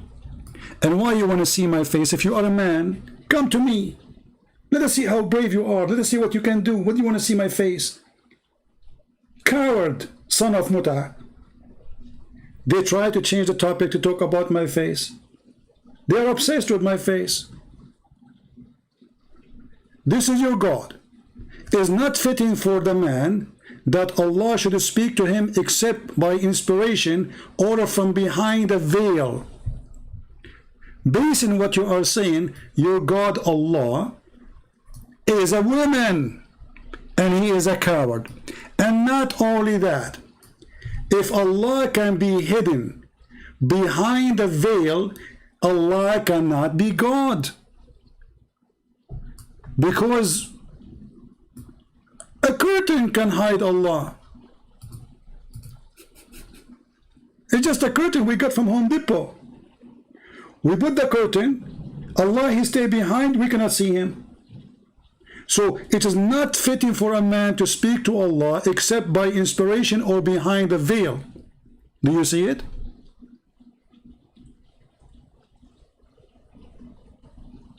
They cannot refute me, they cannot debate me. They want to talk about my face.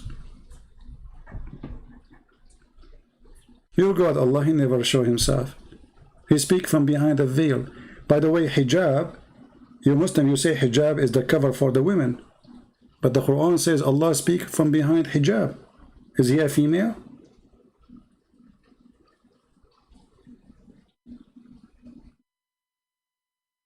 Huh?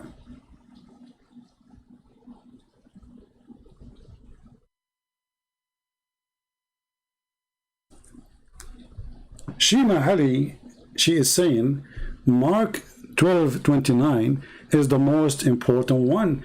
Jesus answered, is this, hear, O Israel, your Lord God is one. Well, Jesus is quoting the Old Testament, and yes, we Christians believe that God is one. Do you?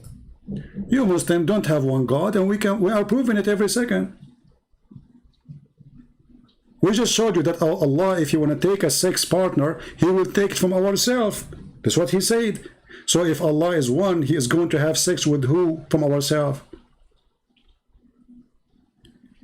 It is us who believe in one God, not you. You are not monotheist. You are a liar. You are people who associate stones with God. And actually, in this video, we will, if we can watch all of it, you will see they ask the guy, let us go there, about the Quran will come as a man. And here we ask ourselves, is Allah is one God? We heard this guy already in the video saying that the Quran is not created. So how Allah is one God, but there's two uncreated holy individuals? For sure they will change the topic. They will talk about the Trinity now. I challenge any Muslim to answer how this guy, he said the Quran is uncreated and Allah is uncreated. So we have two uncreated individuals. The Quran is not Allah and Allah is not the Quran. The Quran is not created, Allah is not created. The Quran is not created by Allah, neither created by anyone. So how you say we are people who believe in one God and now we have any created two holy individuals? Any Muslim? Listen carefully for this conversation. Son of God, by virtue of becoming human and crying out to the Father, that there's a problem with that, a logical problem, and that's not something that Islam has to do with. Now, number one, I don't think that's a logical problem, but number two, I also don't think that's true Islamically. So I'd like you to tell me where I may have that wrong. I don't think I do, but I grant that you're the Imam, right? My understanding, which I have from other Muslims, which is part and parcel of why I hold that, and have read in the Islamic sources, that the Quran itself does intercede for Muslims, or will, on the Day of Judgment, right? The Quran will appear as a pale man and will say that he was the Muslim's companion in life and will intercede for him. Is that not correct? Can you give me a reference for that? That's in the Hadith. Which Hadith? Seriously, you don't... Take a note. He just said, when he said to him the Quran will appear as a pale man, he said, can you give me a reference? And he shake his head as if he is wondering, as if he heard it for the first time. I mean, how you are saying, give me a reference, and now later you will say to them, you will say to him, well, you know, this is weak hadith. I mean, he just acted as if he never heard this before. And now he will say to him, well, this is weak hadith. Correct. Can you give me a reference for that? That's in the Hadith. Which Hadith? Seriously, you don't think I'm going to go back? I mean, like, I don't know. Are you saying that's not in the Hadith?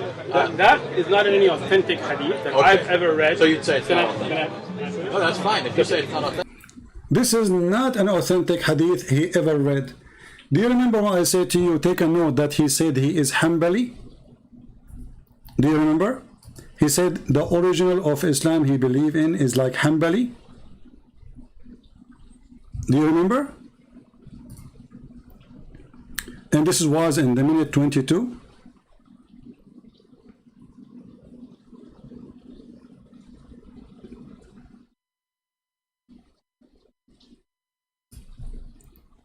And this is something that was brought on by the Asharis and the Maturidi and Ahlul Kalam. You know who those are?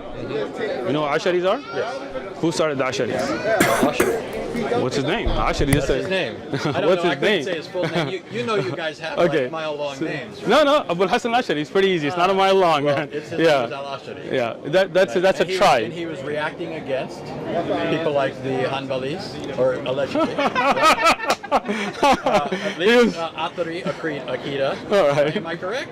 No, but let me explain it. He is trying to. Well, I know that you guys would say. By the way, he's laughing at him, but Anthony was right, and the idiot, the donkey, he is wrong.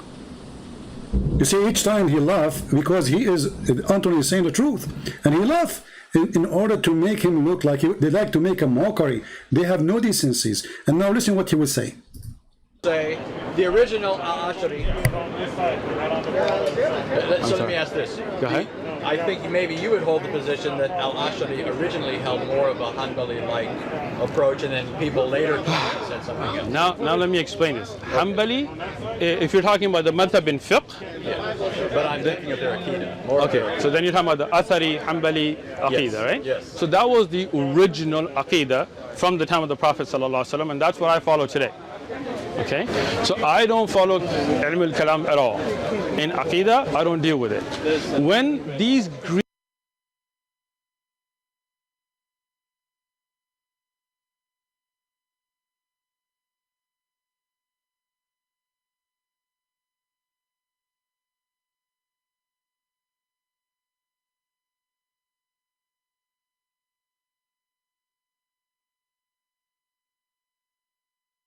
authentic. Hold on, take it easy.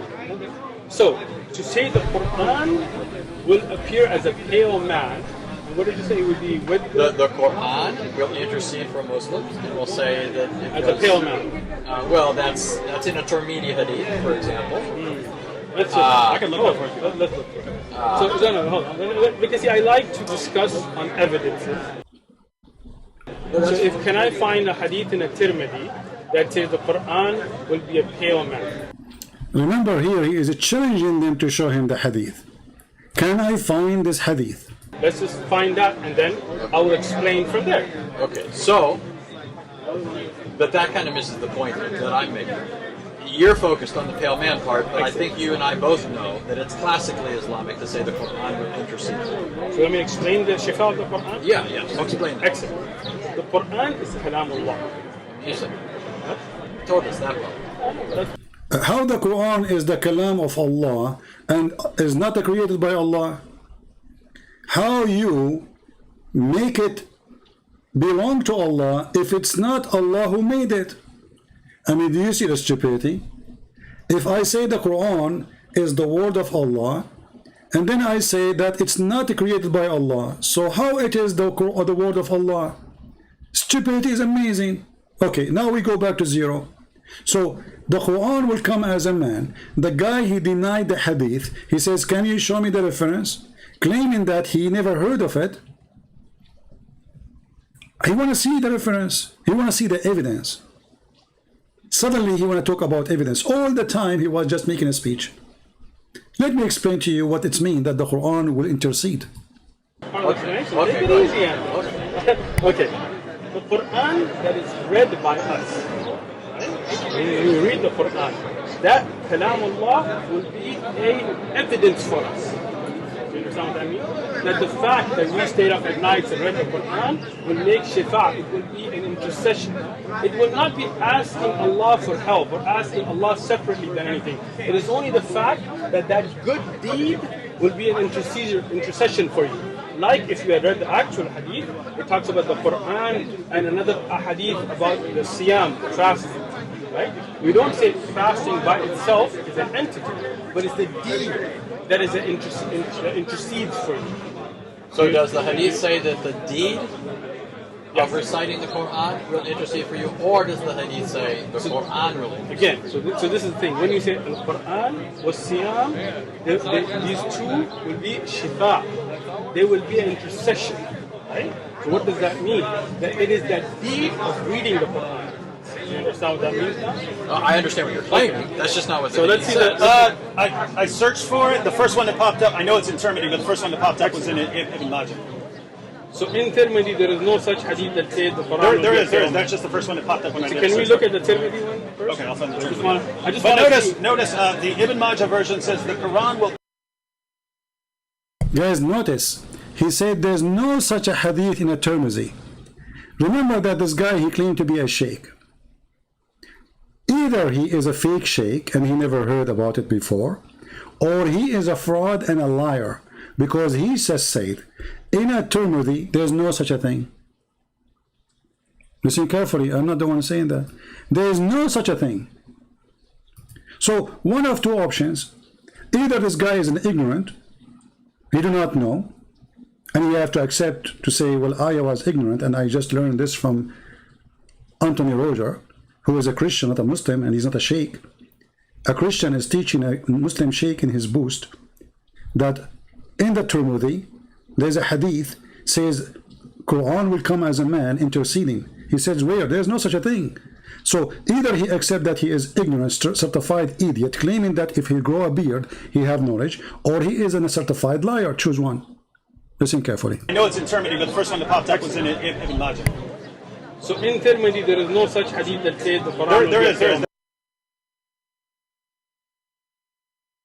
That's just the first one that popped up when I did. Can we look at the Tirmidhi one first? Okay, I'll send it. I just But want to notice, the Ibn Majah version says the Quran will come on the day of resurrection like a pale man, and will say, "I am the one that kept you awake at night and made you thirsty during the day." Excellent. So let's now go to. Hold on, take it easy. You're trying to see this. No, take it easy. This is why. You're not seriously going to go to Google Translate, are you? Nope. Okay. I know you know You're Arabic. funny. I know you know Arabic. You don't but have Arabic keyboard? No. I was just going to show you the takhrij. You know what takhrij is? Okay. The checking of the narration. Okay. This narration of Ibn Majah is a very weak narration. They didn't grade it this week. Can you show me their grading? Yeah, it's in Hassan. It's in You Arabic now.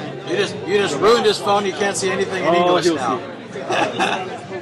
Where does it say Hassan? No, this is.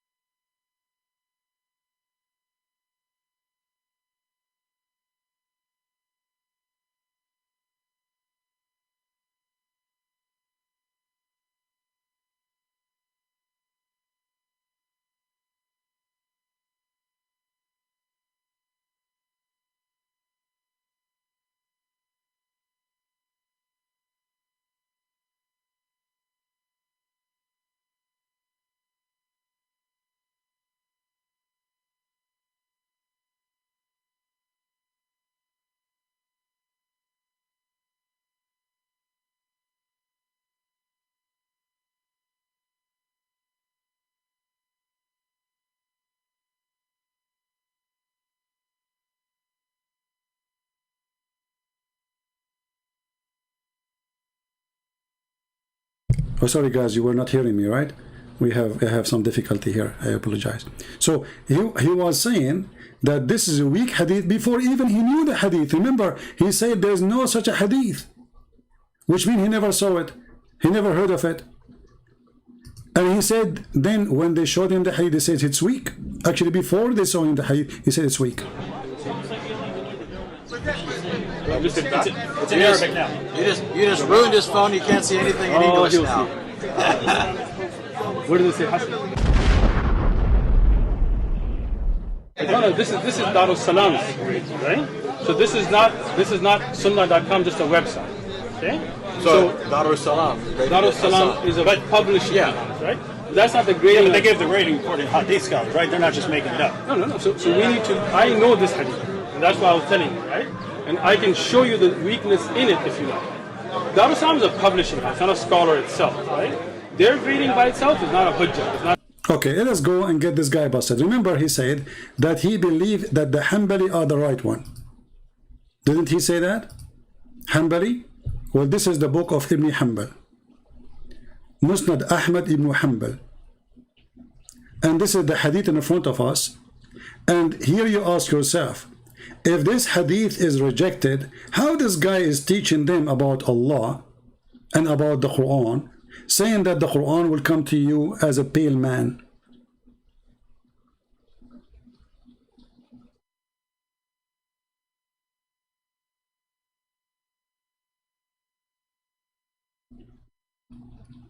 When those people, they say such a thing, read carefully.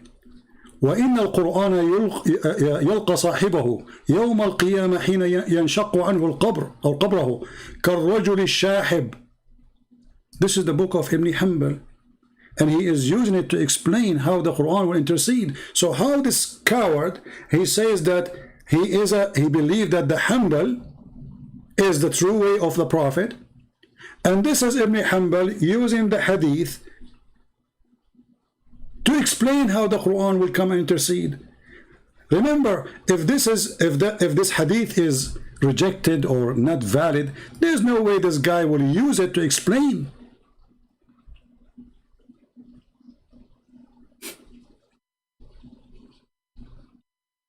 I mean, have you ever heard of a liar like this? So now if we click it, translate. Let us see if we can do Google translation. Let me copy the link first, and I will post it for you. And every Muslim can go there, and you will see that this is Musnad Ibn Hanbal, the one who he said, hadith number 22, hadith number, as you see on the screen, 22435. This is his master, who he belonged to his sect, as he claimed that Ibn Hanbal is the true way of Islam, saying that the Quran will come as a pale man and he will intercede for the person.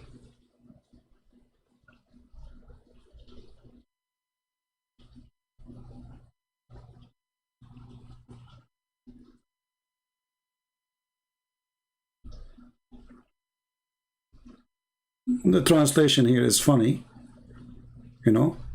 but we can use Google translation separately, because I don't see a translation coming good here. I see hand or short lilas. What is that, man? But anyway, the Quran will come to you. I mean, translation is really coming horrible here. So let us do this. We will open Google translation. We will copy the sentence. We will use individual text translation. Google Translate.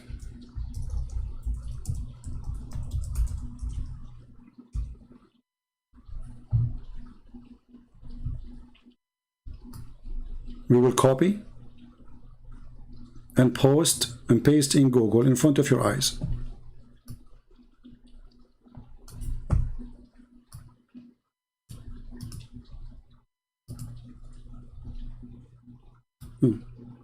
Google is smart. Could not recognize the Arabic language. Here we go. The Quran will meet his companion, or the man, in the day of resurrection in his grave, and he will come to him as a pale man. Pale man, you see it? And this is in the book of Musnad Ahmad ibn Hanbal, which he claimed that this is the true teaching of the Prophet of Allah.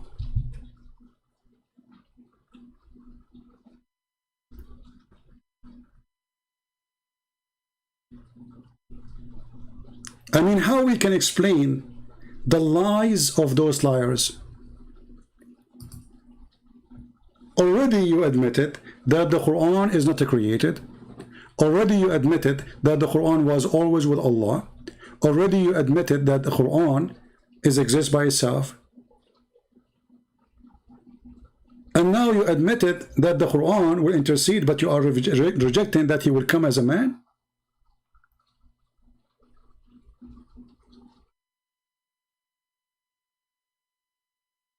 And when they show you the hadith, you say to us, it is da'if. Where is the reference? And why Ibn Hanbal is using it if it's a stupid hadith?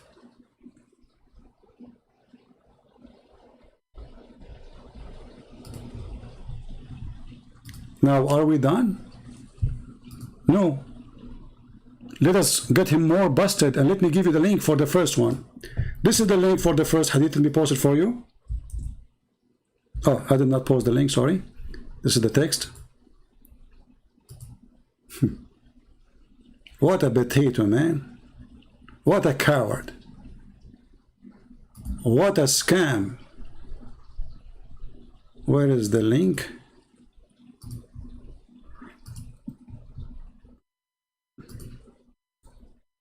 All right, here we go.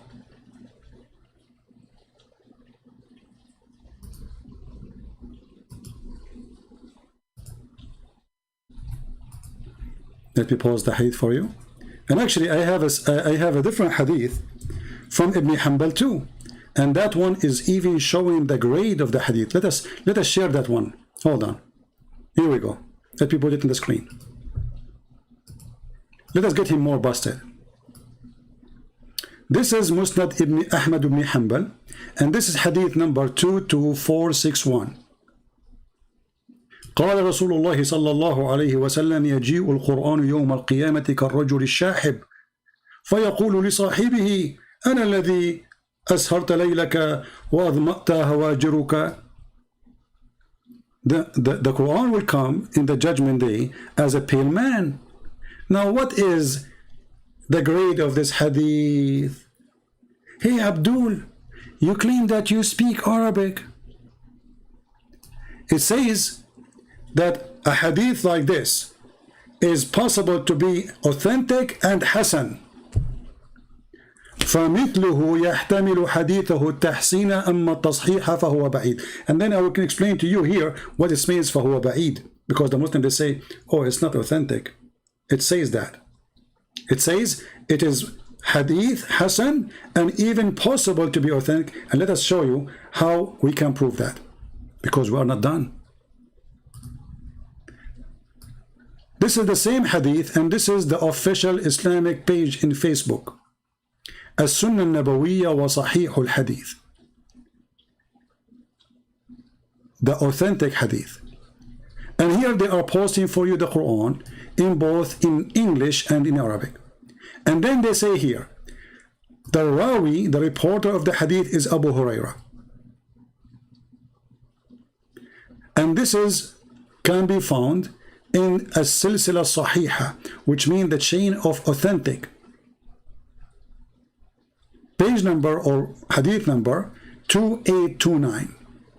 And here it says the grade of this hadith is Hasan or Sahih. So choose one. Let us go down and read the translation made by Muslims in English. The Quran comes in the day of resurrection like a pale man, says to his owner, do you know me?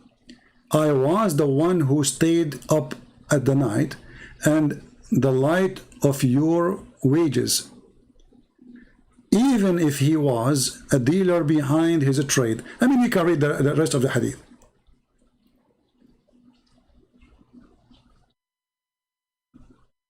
And here it says, the hadith like a pale man, his color is variable of his common body, whatever, etc. But here they are saying, the reporter is Abu Huraira. The source is the book of Al-Albani. And then the page number or the hadith number is 2829. And the rank is Hasan or Sahih.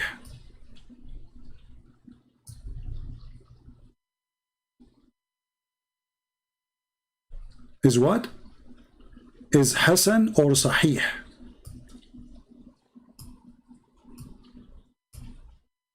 Not Da'if or Da'if as this guy. And this guy, he said, it's very weak. Not only he said it's weak, it's very, very, very weak. When Ibn Hanbal, he confirmed it. Al-Albani, he confirmed it.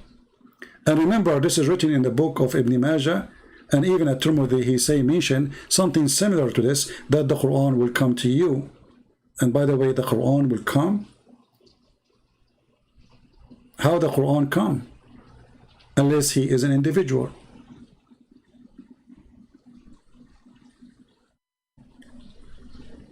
The Quran will come to you.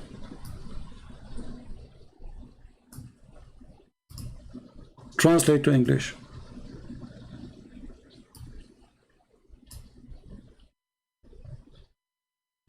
The Messenger of Allah said that in the day of resurrection, the Quran comes the same as a pale man. The rest of translation is funny.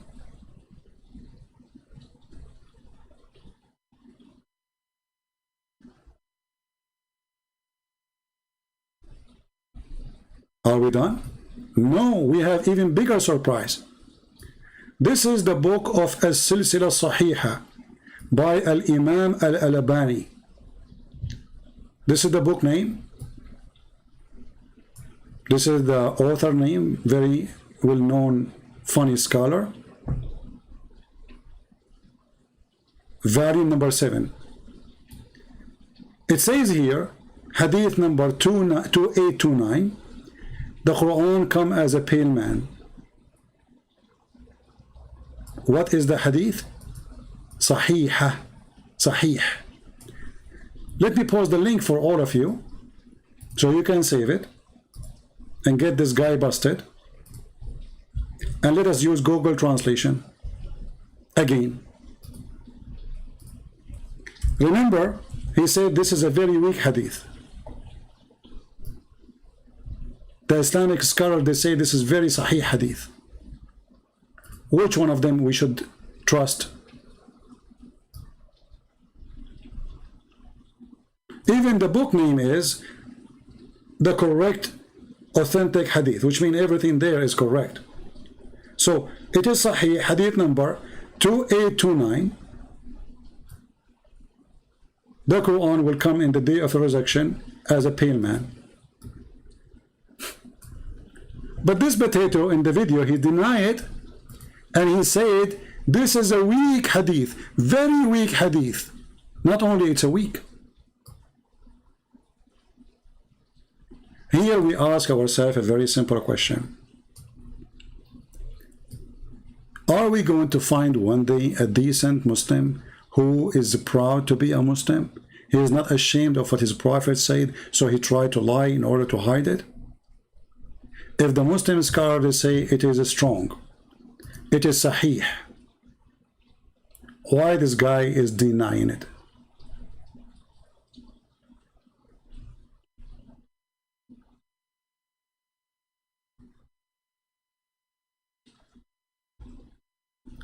This is a different website, Al-Maktaba Al-Shamila, Islamic Library, the book of the explanation of the book Al-Jami' لأحكام الصيام.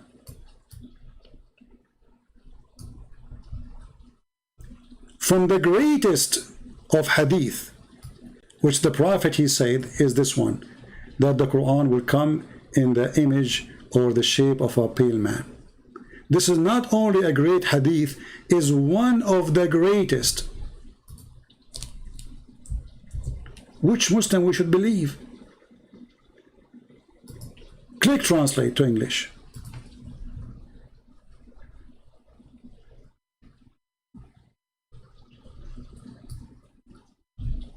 One of the greatest hadith came in the authority of the Prophet, may Allah bless him.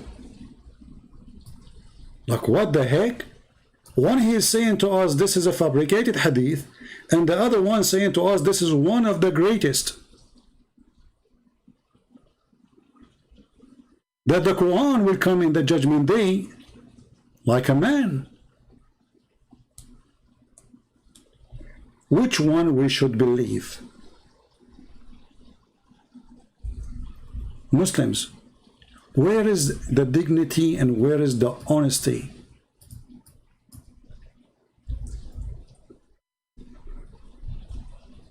This is your Islamic books saying this is one of the greatest hadith.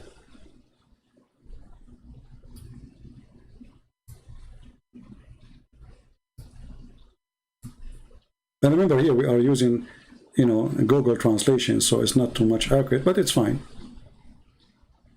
The Quran, he will come to him in the grave and he will take a form of a pale man. And this is what? This is one of the greatest hadith mentioned by the Prophet. But according to this Abdul, this is a very fake hadith. Brother, this is a very weak hadith. Are you kidding me? Okay, show me the reference. And then when they showed him the reference, it says this hadith is good. It's in Arabic now. You just ruined his phone. You can't see anything in English he'll now. Where does it say Hasan? No, this is Darus Salam, right? So this is not Sunnah.com, just a website. Okay? So Darus Salam. Darus Salam is a publishing house, right? That's not the Yeah, grading. but they give the rating according. You see, we just showed you that Al-Albani is saying, actually, even we can show you Ibn Taymiyyah. This is a publisher. What the publisher is giving you the grade. Do you see the game? Okay, why the publisher, he will say it is good, and the Muslim don't make like a strike. Hey, you are lying, this is not good. And in the top of that, you Muslims, you publish it in your website and you say this is good. Guys, do you see the stupidity? So now he is saying, oh, this is a publisher. This is a publisher, brother. This is not.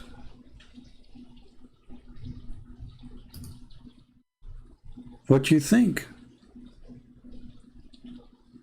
Shall we go to Ibn Taymiyyah and then we will see what Ibn Taymiyyah he said?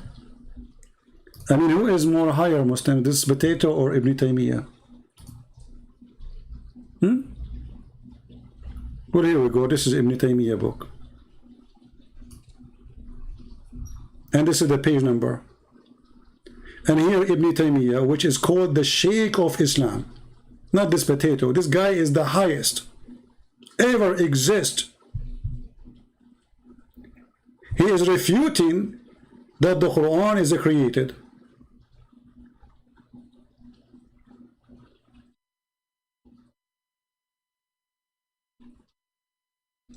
Did he say that this hadith is weak? No. Did he reject it? No. Did he accept it? Yes. It is in front of you. He is saying here, when the people who believe that the Quran is created, they were debating Imam Ahmad and others from the people of Sunnah that the Quran is created by using the statement of the Prophet. You see, he did not say using the fake statement of the Prophet. He says by using the statement and the saying of the Prophet. And what is the statement here?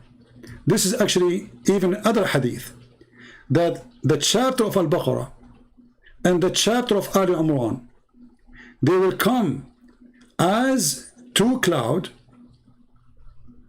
or as two birds, and the whole Quran will come as an image of a pale man.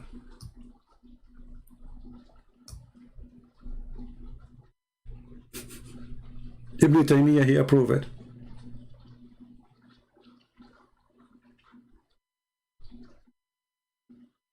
He did not say it is weak. He did not say it's fake. He did not say I don't accept it.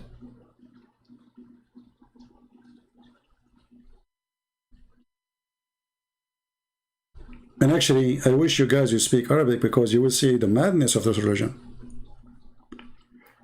How the Muslims are very much in war with each other about the words of Allah.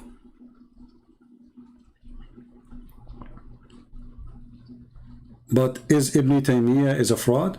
And let me post the link again, so those who want to check it out, they can check it out.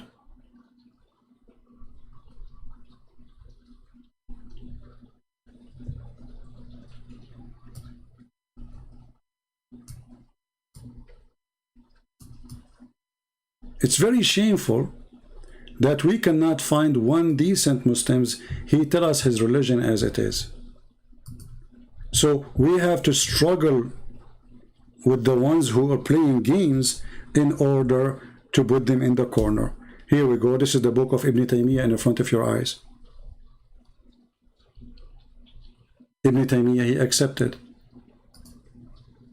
And this is one, this is the highest, not only one. And we showed you Musnad Ibn Hanbal, and he is the guy, he says, yes, Ibn Hanbal is the way the Prophet was. When the fact, the one who mentioned this hadith is Ibn Hanbal. And the one who accepts this hadith is Ibn Hanbal. And he is the one who says, I accept the way of Ibn Hanbal.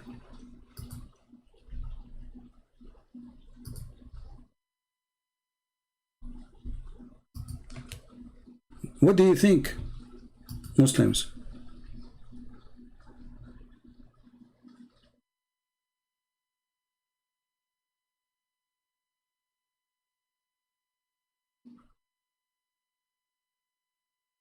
Anyone?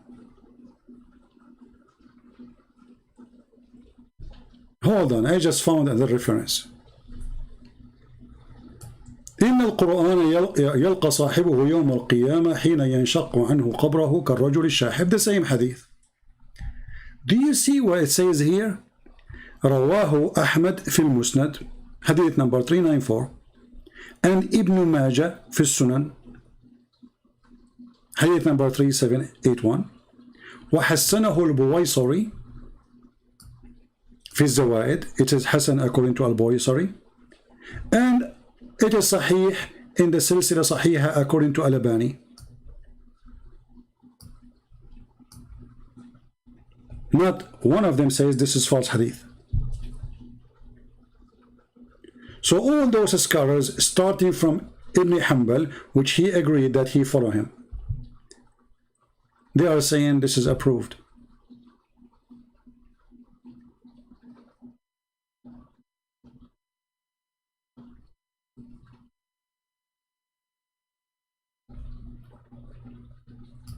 Where you have no shame, you'd say whatever you want. And let me post this link for you too. You see how many references we just gave? And you know, when somebody says to somebody, this is a weak hadith, shouldn't you give them the reference, get them busted right away? I mean, you are a sheikh, right? And you are standing there supposedly because you have a knowledge, and those guys, they just throw something at you, and they showed you that according to your website it says Hassan, which is good.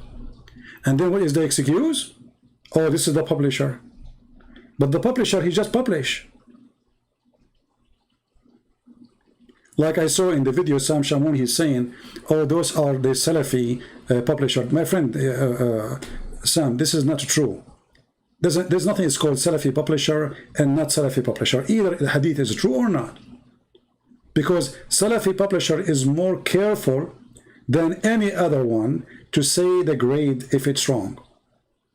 Because they will be eaten alive. So nobody will dare to say it is good unless it is good. Doesn't matter who is saying that. This publisher, they can close his company, the company for them, if they are saying something against Islam. You know that. But as you see, nobody oppose it. And where the publisher he got his information from? Ibn Hanbal himself, Ibn Taymiyyah himself, Al-Albani himself. Not this potato.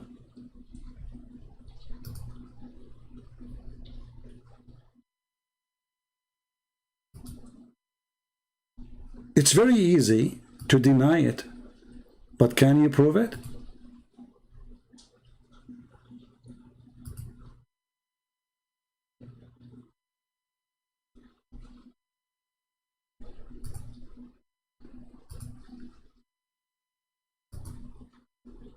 My experience with Muslims never change.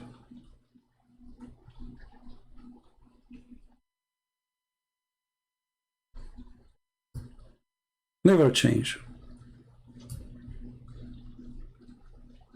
Fatawi Ibn Taymiyyah.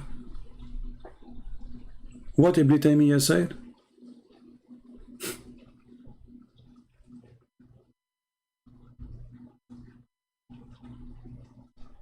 the Quran will come as a pale man. The book of Anwar al-Fajr في فضائل أهل البدر, volume number 2. This hadith is mentioned in the following: أخرجه البخاري ومسلم والترمذي, according to the title here. If we use Google translation, Prophet Google, peace upon him,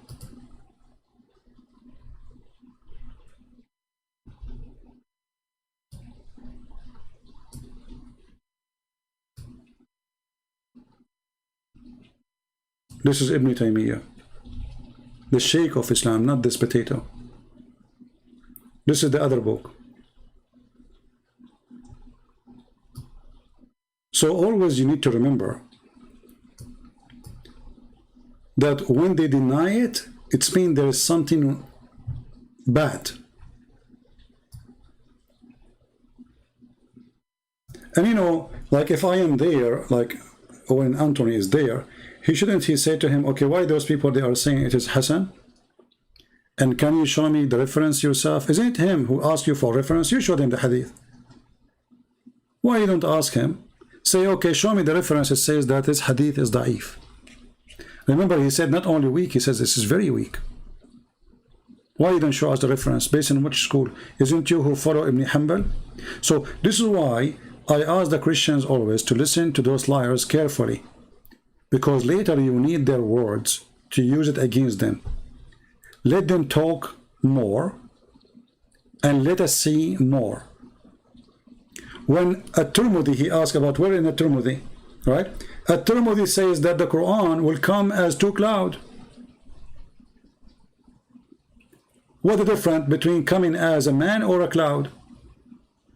Nothing. Cloud is physical. The man is a physical. Cloud is a created. Man is a created. Are you getting my point? And both are agreed upon. Both are agreed upon.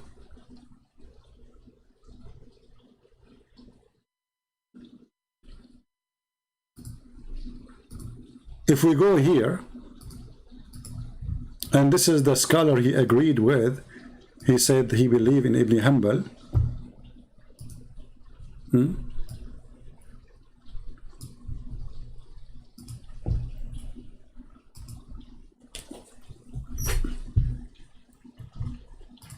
If I copy this and I go to the Muslim website, and remember this is Ibn Hanbal which he agreed with. Is the Quran created or not? They say no. Okay. He mentioned that the Quran about pale man is weak.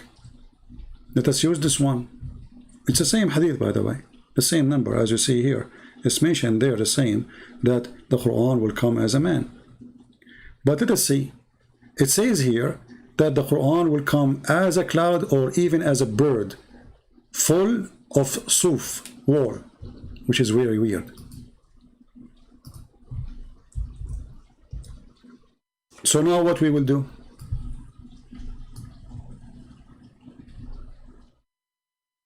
This is Sahih Muslim. Is the Quran created? No. Is the Quran going to come in the day of resurrection as intercessor? And the Quran will come as two clouds or as two birds?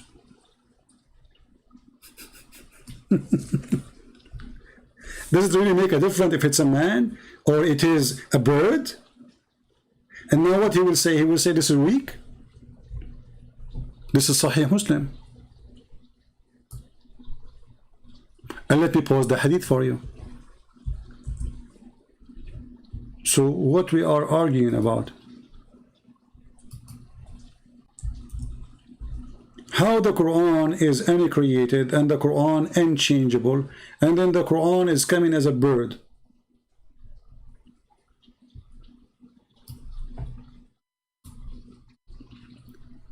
Here they are translating that the word sawaf mean coming in ranks. Who care anyway?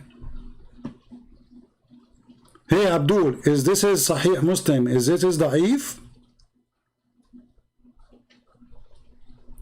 Quran come as a bird?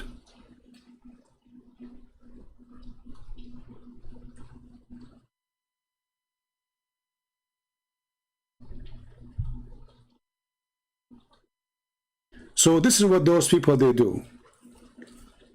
They get excited when they see somebody don't speak Arabic.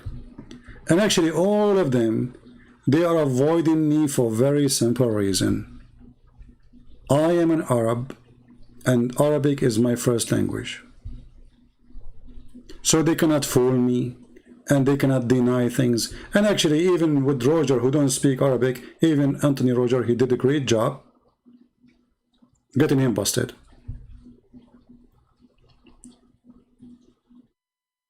And now we have the Muslim website in front of us. Can you show me where in the Muslim website it says that this hadith is da'if? Nowhere. Look like this guy, he have his own books. And he have he is his own author. And all of this is for what?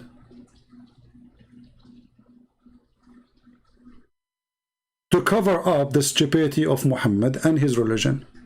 How there's one God, and then there's a book, and there is a Quran, and this Quran is written by Allah in a tablet, and this Quran is exist by itself.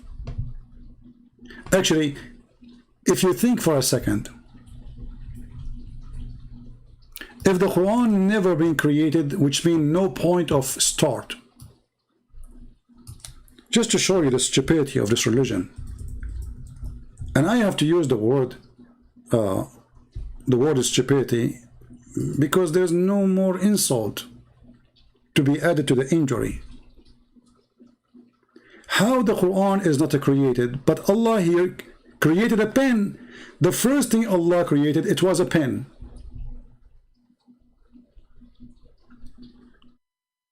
And then he told him to write the Quran. Like, hold on.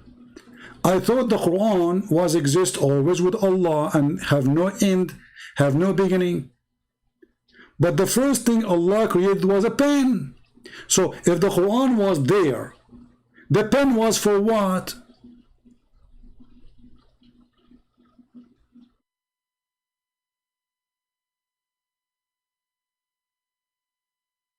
They will say to you, oh, the pen was there to write the destiny. But isn't it the destiny is in the Quran?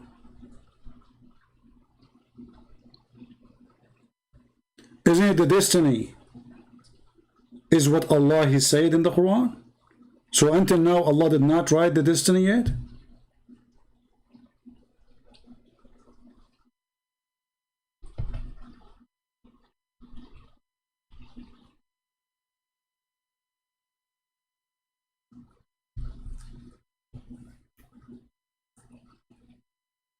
When I read this hadith actually, which is Sahih, where it says that the first thing Allah created, He created the pen and He said to the pen, write.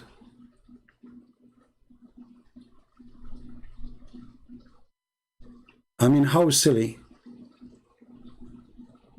This is the first creation.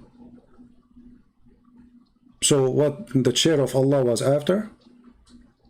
Allah was without a chair, standing. This is the beginning of everything. Allah, He says, okay, hey, I create pen. Hey, pen, write.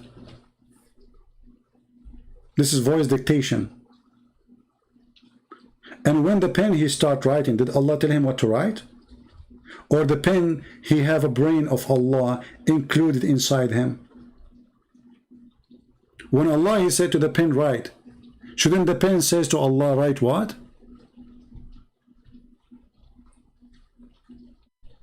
Actually, He did.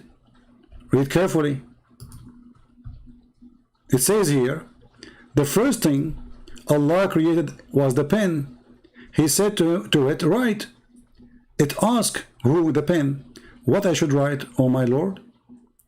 He said, write what was decreed about everything till the last hour come. But hold on. How the pen he can write something he do not know?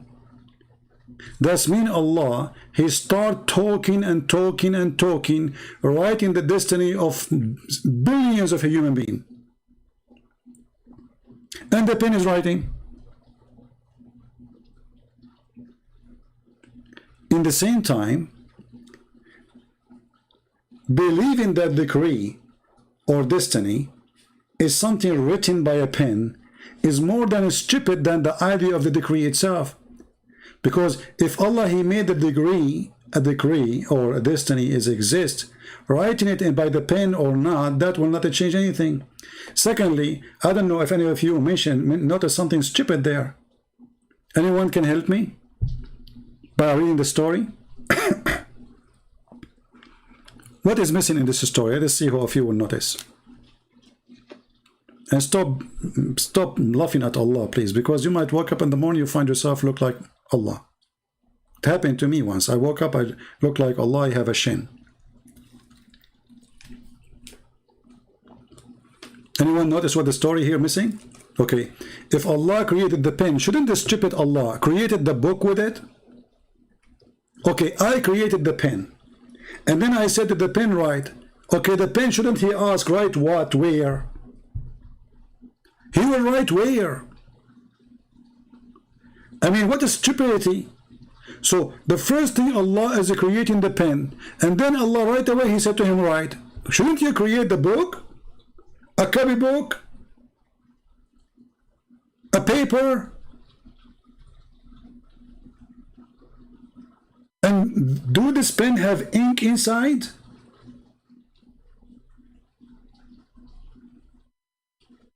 But you need to clear the tablet, my friend. You see here, the first thing Allah created is the pen, and right away he told him write. It didn't say he created the pen and then he created the tablet and then he told him to write on the tablet. No, he created the pen and he said to him write right away.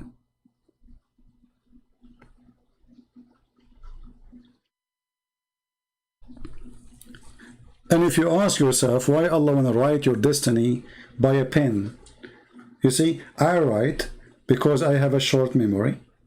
I can forget. If you give me your phone number, after maybe 15 minutes, I will forget. Some people, they forget even by the time you end saying the number, they don't even remember anything. So Allah writing it for what reason?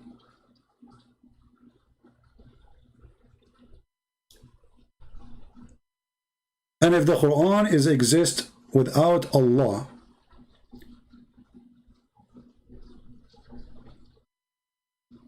well, this is really crazy.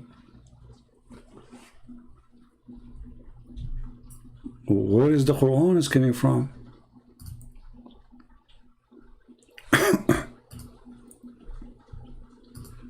Actually, there's a book, it's called, let me remember the name. I think it's called خلق الأفعال.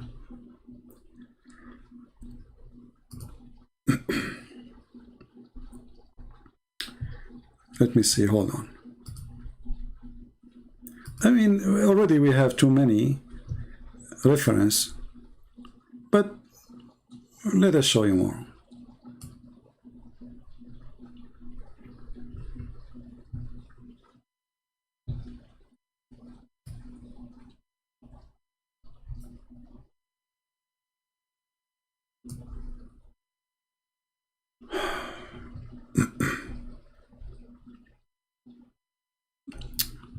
Let us see.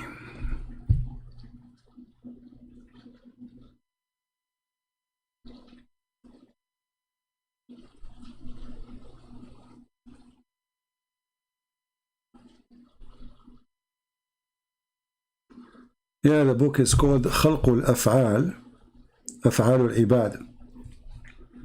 Actually, we should make a special video or a study about this book. Let me drink something. My throat is dry.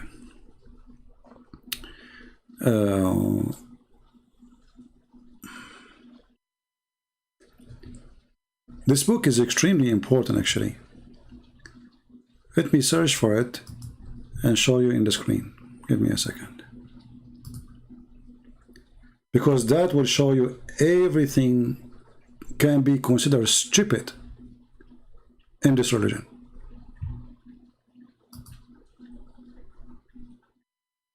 Let us see. This is the book خلق أفعال العباد by Al-Bukhari. And Al-Bukhari, he speak about the same hadith we are talking about now. But the nice thing about this book, which is made by Al-Bukhari, which Muslims cannot run away from, the book is about that Allah, he created all your work, not you. All your act is created by Allah. All what you say. This is what the meaning of خلق أفعال العباد.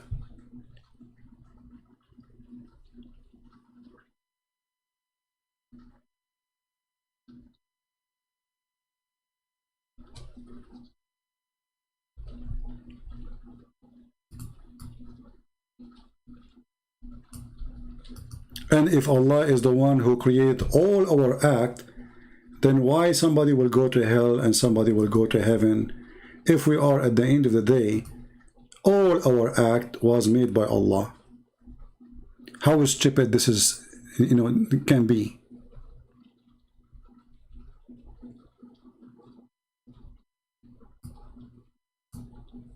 This is the book. You can go to any Islamic website and you can download it or read it if you speak Arabic. But I don't think it exists in English, sadly. Otherwise, it can be very helpful to read it, for it's going to expose everything Islam stands for.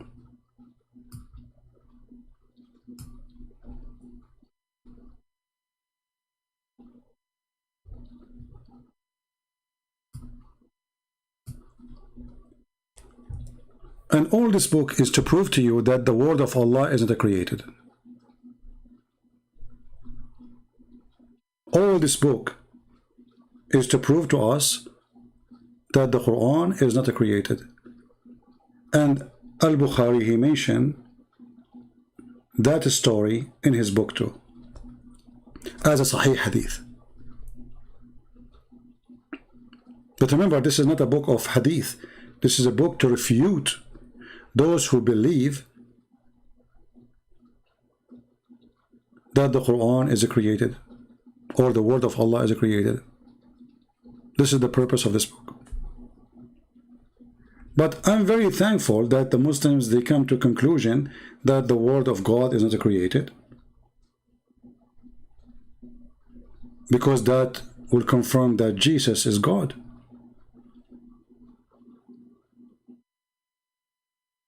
The Bible says that the Word became a flesh. The Word became a flesh. Not the Word created. It is the Word who become a flesh, which means, the Bible explains in different places, for God, he humbled himself, he come in a shape or an image of a man. So when the Muslims, they fight desperately, saying the Quran and the word of Allah is not created,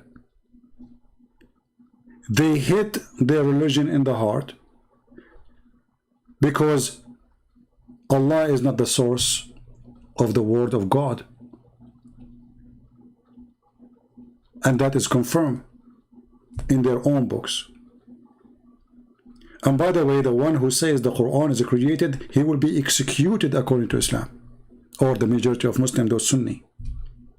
So the second you say that the Quran is created, it's the same second you are seeking your death. And there's many Muslims when slaughtered just for believing that the Quran is created.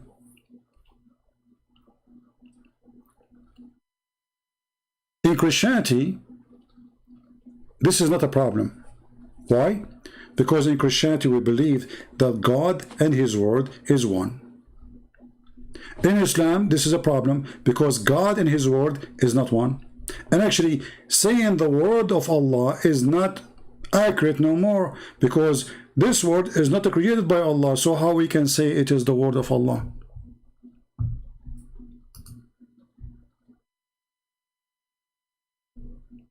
Are we following, people?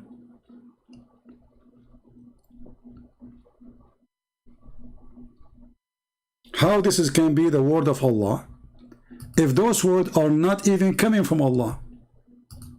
Okay, when the Muslims, they say the Quran is not created, not even by Allah. Okay, where the Quran is coming from? Any Muslim will volunteer? I'm going with you. The Quran is not created.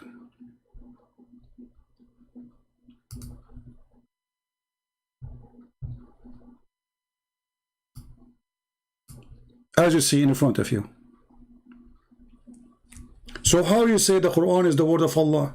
You see, when I say the bicycle of a Christian prince, that means Christian prince, he owned the bicycle. If he did not make it, he bought it. If I say American car, that means the American made it.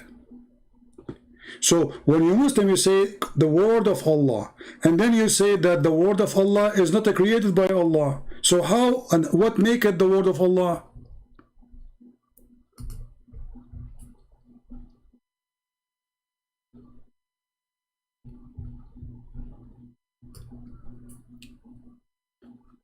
Islam is exist as long as you don't ask tough questions. Like, brother, pray to Allah 5 times a day, shave your private part, brother, and be careful when you drink ice cream, so it's going to be halal, and avoid pork, brother, but don't worry about camel urine, drink it, it's healthy. This is Islam. The second you start asking serious questions, Islam is gone.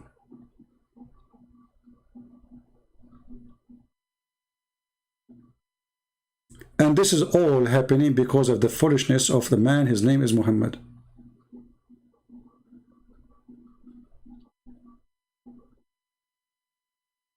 Do we have any Muslim in the chat? He have something to say? Quran is the word of Allah, and it's not created of Allah by Allah. So how it is the word of Allah? I mean, who is the crazy here? What's wrong with those people? Quran is the word of Allah, yet it's not created by Allah. How that can work? So why you are saying it is the word of Allah? Hey, Yasin, how are you, Yasin? Yasin, he want to insult me. He called me princess. My friend, you are mistaken. I'm not the princess. It's your prophet. He is the one who put eyeliner. He is the one who pee like a woman. It's not me. He is the one who received Quran only in the clothes of Aisha. He is the one who stay naked when Umar he come, showing his legs and his panties. And when Abu Bakr come, showing his panty. And when Uthman he came, because he's a rich man, he covered himself. Aisha, she said to him, well, how come when my father come, you did not cover yourself? When Umar come, you did not cover yourself. But when Uthman come, you cover yourself. He says, don't you want me to be shy from the one which the angels are shy from him? Muhammad is not shy. He's a naughty guy. Naughty, naughty. Are you calling me princess? Do you like to call me to explain to me why your prophet he be like a woman? And why he put eyeliner? And why men they used to kiss him down his belly? And why he show his legs when he's laying down?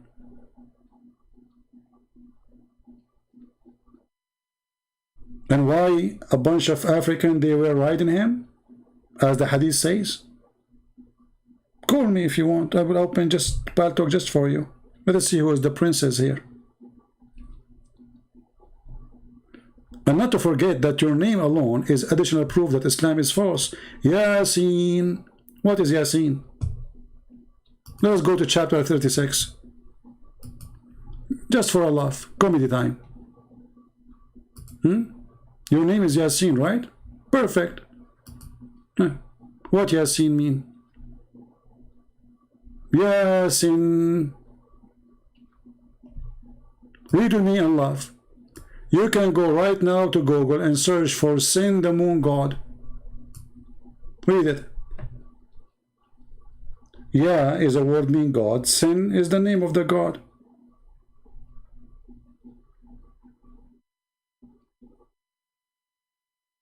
Hey, Mr. Sin, how are you?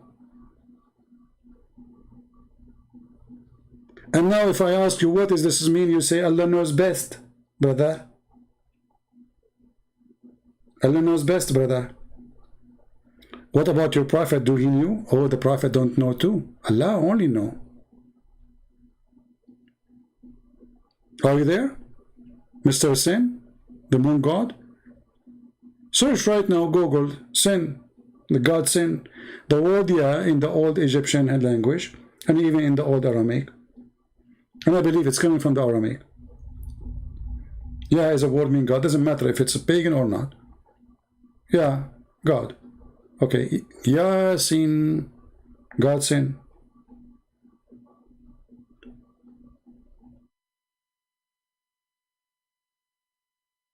Are you there, or you took a hike? You thought you can insult me and get away with it?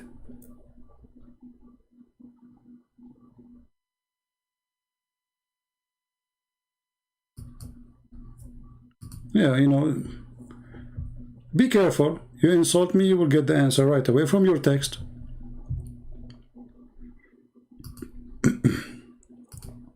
And what make it more funny, like, you know, you think if you ask the scholars of Islam, you will get an answer. You know what I mean? Like, okay, there's a scholars. And when the Muslims, they say we have a scholars. Okay, let us go and ask the scholars. And then after you ask the scholars who have knowledge, you will come to this conclusion. Scholar Al-Jalalain, the book of Al-Jalalain. Yasin, Allah knows best what he means by those letters. Yeah, because this is taken from the Aramaic language. Sin is a very popular moon god. Have, you know, the moon god have many names, depending on the location. Allah or La in a place, Sin is a different place, but it's the same God. And why in the world somebody, his name is Allah, he will write something nobody knows what it means save him? Why the Prophet did not ask Allah, what do you mean, Mr. Sin? You know what, I don't think this verse was saying Yasin. I think it was saying Ya Bean, Mr. Bean, you know? What Ya mean and what Sin mean?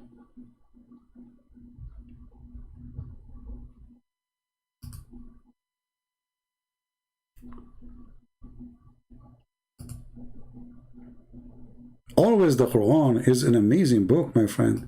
Like, look at this one as an example if you want to learn science. Chapter 50, verse number 1. Amazingly beautiful.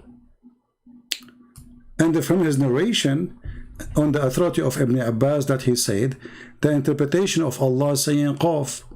Even Qaf need interpretation. What is that? It's a letter. He says, it is an azure mountain overlooking the world, and the color of the skies takes from it. Allah swear by it. Have you ever heard of a guy? He called himself God, and then he swear by a letter. And then he claimed that this letter is the name of a mountain, and this mountain is surrounding the earth. Why? The earth is a flat and we have a fence. And then the sky is taking its color from this mountain. It's a blue mountain.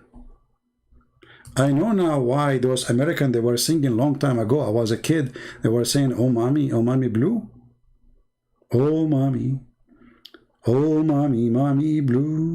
oh mommy blue. It's coming from here.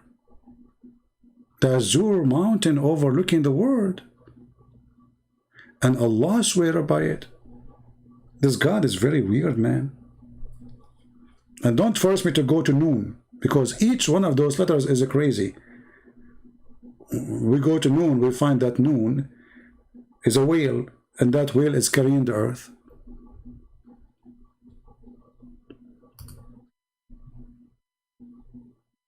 You know, when you talk to them, those people who you see them in the speaker corners or etc., they try to make you believe that they know what they believe and they know what they are talking about. And then when you show them what the scholars they say, they will reject those scholars. They will say the scholars, those are human. Well, your prophet is a human, isn't he? And even when you show them what their prophet said, they reject it. They accept when they want, and they reject when they want.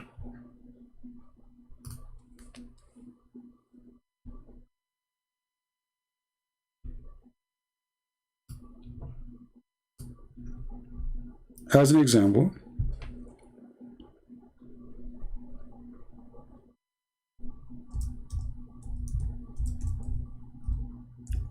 Dr. Muhammad, he have a lot of subjects about science.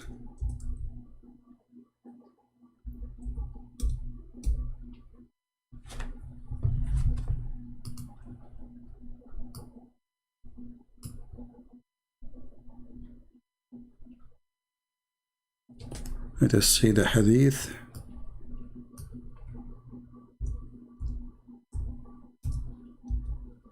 No, hold on.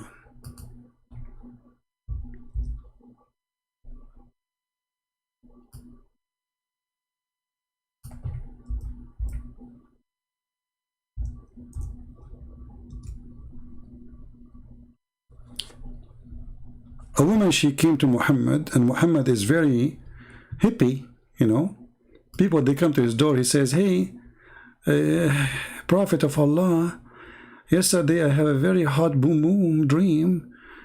Prophet, I cannot tell you what happened there. It was so hot.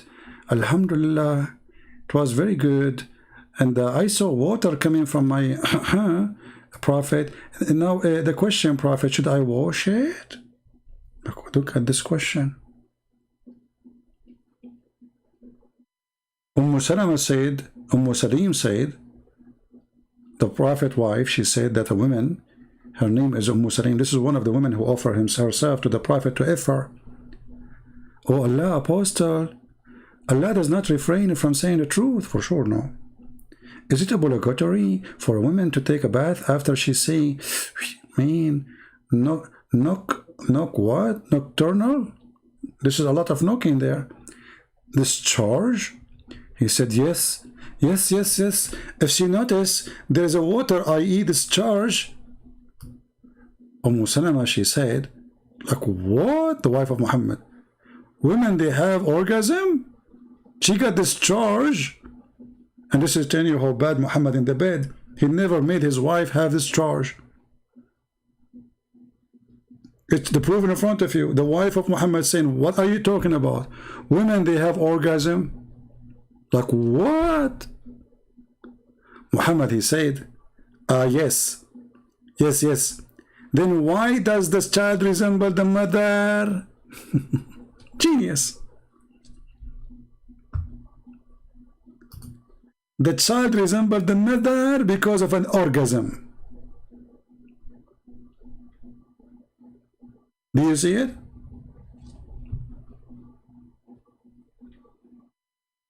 And the wife of the guy who have the power of 40 men in bed, she never have orgasm, and she is wondering what she is talking about.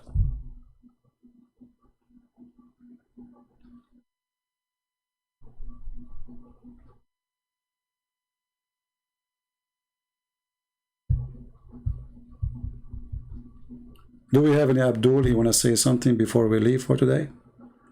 Because this is too much knocking here. Nocturnal.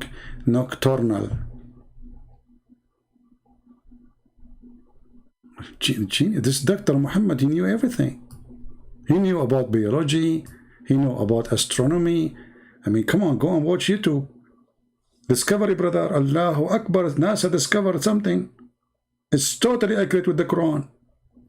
true story. In different hadith, Muhammad, he says that if the women have orgasm first, the baby will look like her.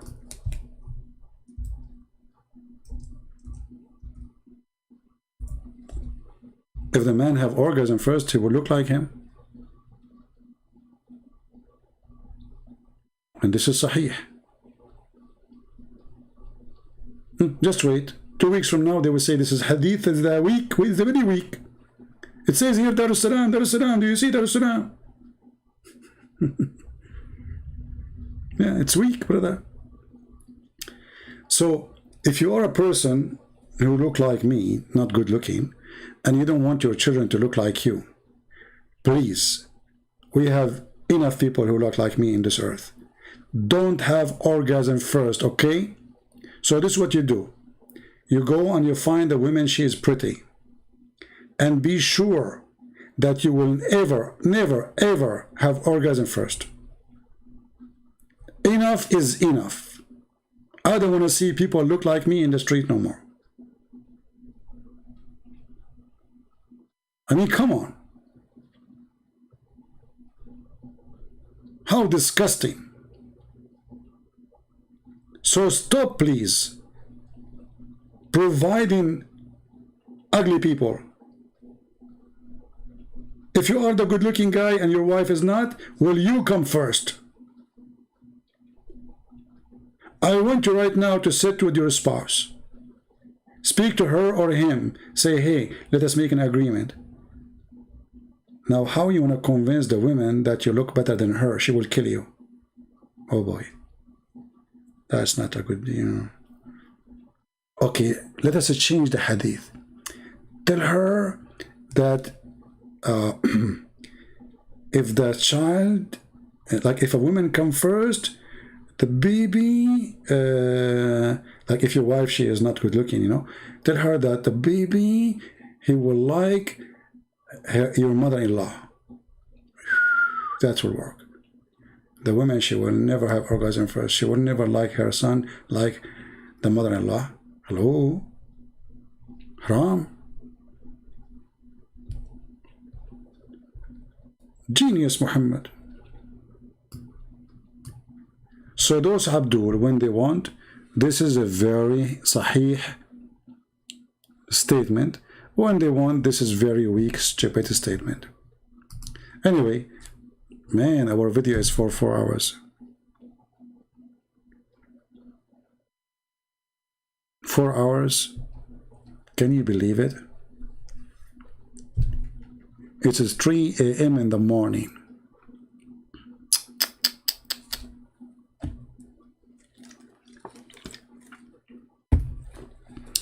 That's it. This is the benefit of being single. Imagine you are married and it's just 3 a.m. in the morning talking to people in the internet. Oh boy. I mean, you can imagine, not only you will sleep without dinner, you will never have a baby. Your wife, she will lock the door from outside. She says, stay there, okay, with your computer. Don't come here. All right. Do we have any Muslim want to say anything? What do you mean don't stop? I'm here for 4 hours. I said to myself, let me make a video for 20 minutes. Honestly, I said this video will take not even 20 minutes to laugh at this guy. So if you are a person who want to download this video became so long, I have an advice for you. Cut where it is getting this guy busted and make it one video, maybe like 15-20 minutes.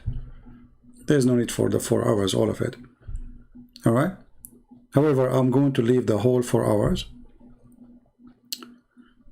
What do you mean don't stop? My back is hurting. How many hours I'm here today? Do you think, guys, I'm made from steel? And by the way, I'm using the same staff as Solomon. So, like, and the staff now is eating, the termite are eating my staff. So I might fall down any second. Is that what you want to happen to me? Fall down any second? I mean, we are convinced, by the way. I mean, the Muslims, they understand the religion very well, and it's very strong religion. This God, He's all hearing, all knowing. And because He is all hearing, all knowing, He knew that the termite, they ate the stick of Prophet Solomon. And Prophet Solomon, brother, he died standing. How beautiful. It's like a movie, brother.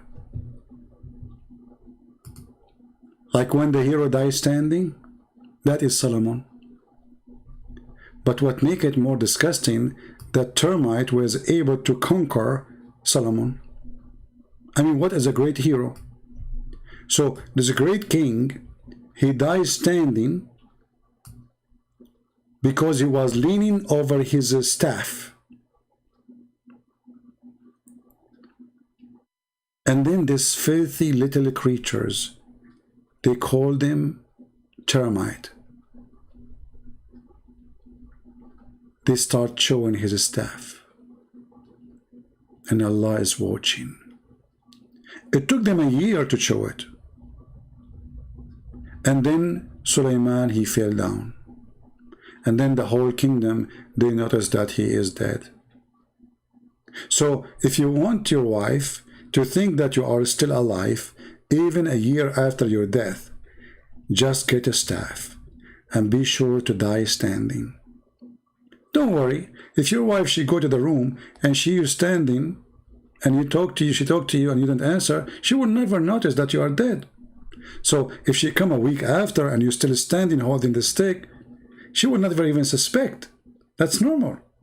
And then she come next month and still you are standing. She will never notice anything. Then she come at 40 days, 50 days. She said to you, honey, do you want to eat? You don't eat. You're dead. You want to go to the bathroom? You want to take a shower? Hello? Are you there? Still your wife, she will never notice that you are dead. No way. The guy was standing for a year. Like, you know, his body did not decay. His flesh did not fall apart.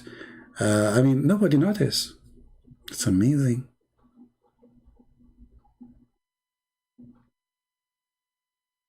I can do that, by the way. I can die standing. I can die lying down, and nobody will notice.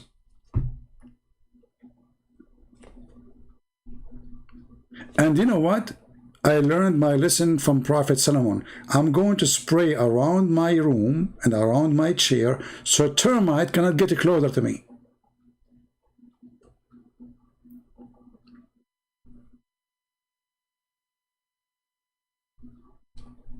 This is the knowledge of Allah. Allah is all hearing, all knowing. So he go back on time, he have a time machine, and he learned what happened to Sulaiman, that he have a genie, and he have an army of a chicken, and he have a flying carpet.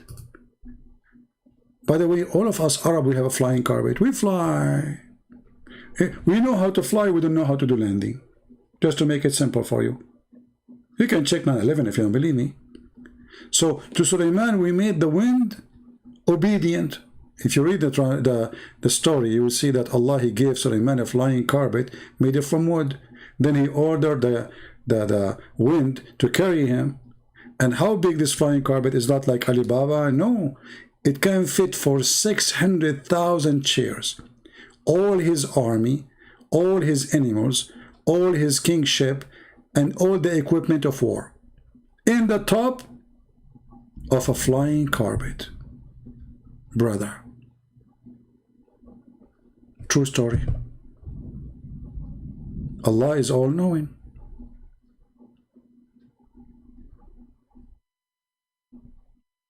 And in the top of that, Allah, he made him control the birds. Look. This is one of the birds who was with Sulaiman in his time. He is saying, yes, this is true. And not only that, Allah, he made the iron soft for Solomon. Like Solomon, he woke, he find iron, it's soft. Like, man, this is so good. All right. And then, brother, he ordered the genie to make for him statues. You see here in translation it doesn't say statues, they are lying. And I thought that statues is haram in Islam. Haram, brother, haram. Statues, haram. I saw some Christian, they have statues. And then we find that the Quran saying, look at this translation, look at this false images. I thought the images is haram. Why the translation is false? Where is the word statues? What happened to the word statues? You think the termite ate it? Ah, here we go. In this page here, the termite did not eat it yet. But wait, in the coming page, the termite will eat the word statues. So Allah, he made Sulaiman control the genie, and he ordered the genie to build for him a synagogue full of statues. Hey, Muslim statues for who?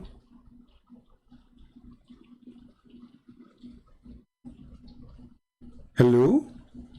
Statues is haram, brother. Haram. Pagan, haram, brother. Look, what?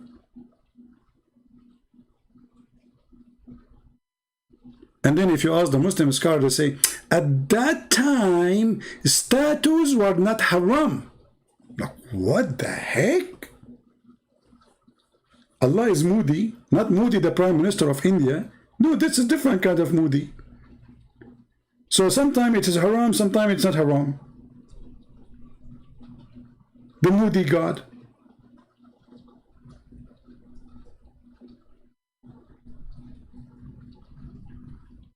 I don't know what to say to you. I know that all of you are jealous because the Prophet of Allah, he knows everything and Allah told him everything. You know, there's one thing I don't understand. The Quran did not mention cockroaches. I mean, he mentioned flying carpet, flying donkey. He mentioned the spider, the talking ant, the talking bird. I mean, it's like a zoo. And then, and he mentioned pigs and monkeys, but there is no cockroaches. Weird. Oh, I think Allah, he mentioned cockroaches. Hold on.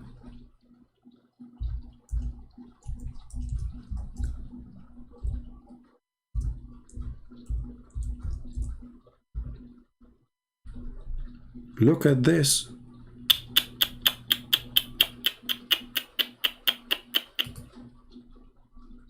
This God, he speaks very good Arabic. Allah has created every animal of water. Of them is kind who goes upon his belly. Hold on, Abdul. The translation is false. Where it says goes upon his belly, it says he walk on his belly. Have you ever heard of somebody using the word walk to describe somebody he creep? I mean, who is the crazy here? He walk or he creep? So why he is using the word yamshi? So instead of saying he creep, he says he walk on his belly. Change the translator. It's a miraculous book. By changing the translation, you have a new Quran. Alhamdulillah. Huh? So Allah created from the water every living thing. So of them, which he walk upon his belly. Look, look, look, look, look. Do you see the word walk? Have you ever heard of a snake walk upon her belly? I never saw one. And some of them walk with 2 feet. Like, what the heck? It's not 2 legs, 2 feet. And of them, there's who walk on 4. Okay. Is that a cockroach? And that's it? Does this is all the creation of Allah? What about this guy who have like 44 foot, who was late for his date with his girlfriend because he was putting shoes on and socks? So this is the creation of Allah? There's only animal who walk in their belly, and he used the word walk, which is stupid. And there's some they have 2 foot, and there's some they have 4. Like, what? I mean, my friend, this is absolutely true and absolutely accurate and fit with science, and this is scientifically motivated, and you know the thing. You know what? I think this book is written by Joe Biden, because all what I see here is the thing. Do we have any Muslim want to say anything? Anyone?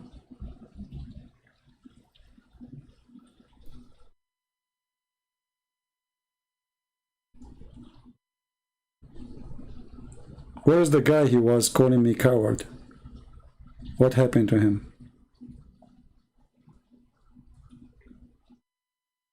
Oh, there's many verses like this in the Quran. I mean, this is not our topic. Which one is our topic anyway? Look at this. Hold on. Let me show you this one. You are refreshing my memory now.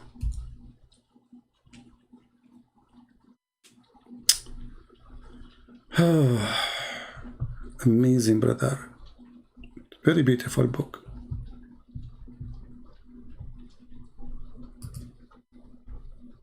This knowledge cannot be from normal human being.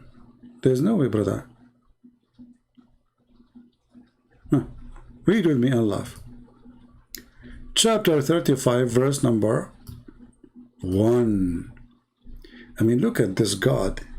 Have you ever heard of a God speaking, saying, all praise is due to Allah?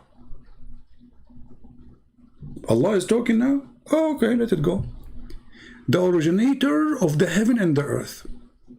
Look, he will prove it to you. Okay, Mr. Originator. The maker of the angels. Made in Mercedes. Okay.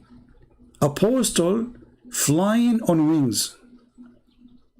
What? 2 and 3 and 4?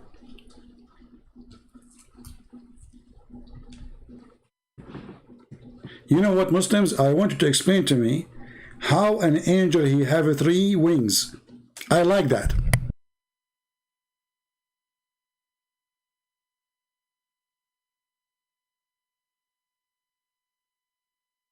Three wings.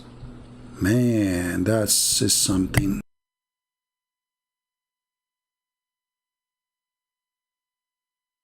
I don't know. I don't know if I should draw for you an angel with 3 wings. An angel with 3 wings. So Allah, he created the angels. Some they have 2 wings, some they have 3, some they have 4. But Muhammad, he said he saw Jibreel, he have 600 wings. And there it says, and he increased in his creation what he pleases. Okay, did he increase later? But this is when the Quran received by Muhammad. And the one who delivered this Quran, saying to Muhammad, angels have 2 wings, 3 wings, 4 wings. He himself, he have 600. I mean, who is the stupid here?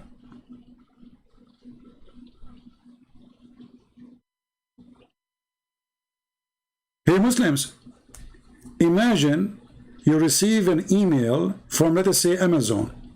They say, hey, listen, our car either have 3 wheels or 4 wheels or 2 wheels. And then the guy who delivered to you that message, he is driving a truck, have 600 wheels. Like, what?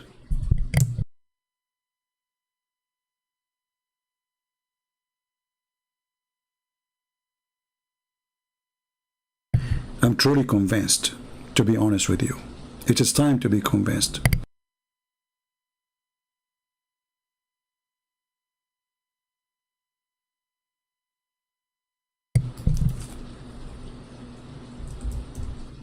It is time to go, man. This Muhammad Egypt thing is endless.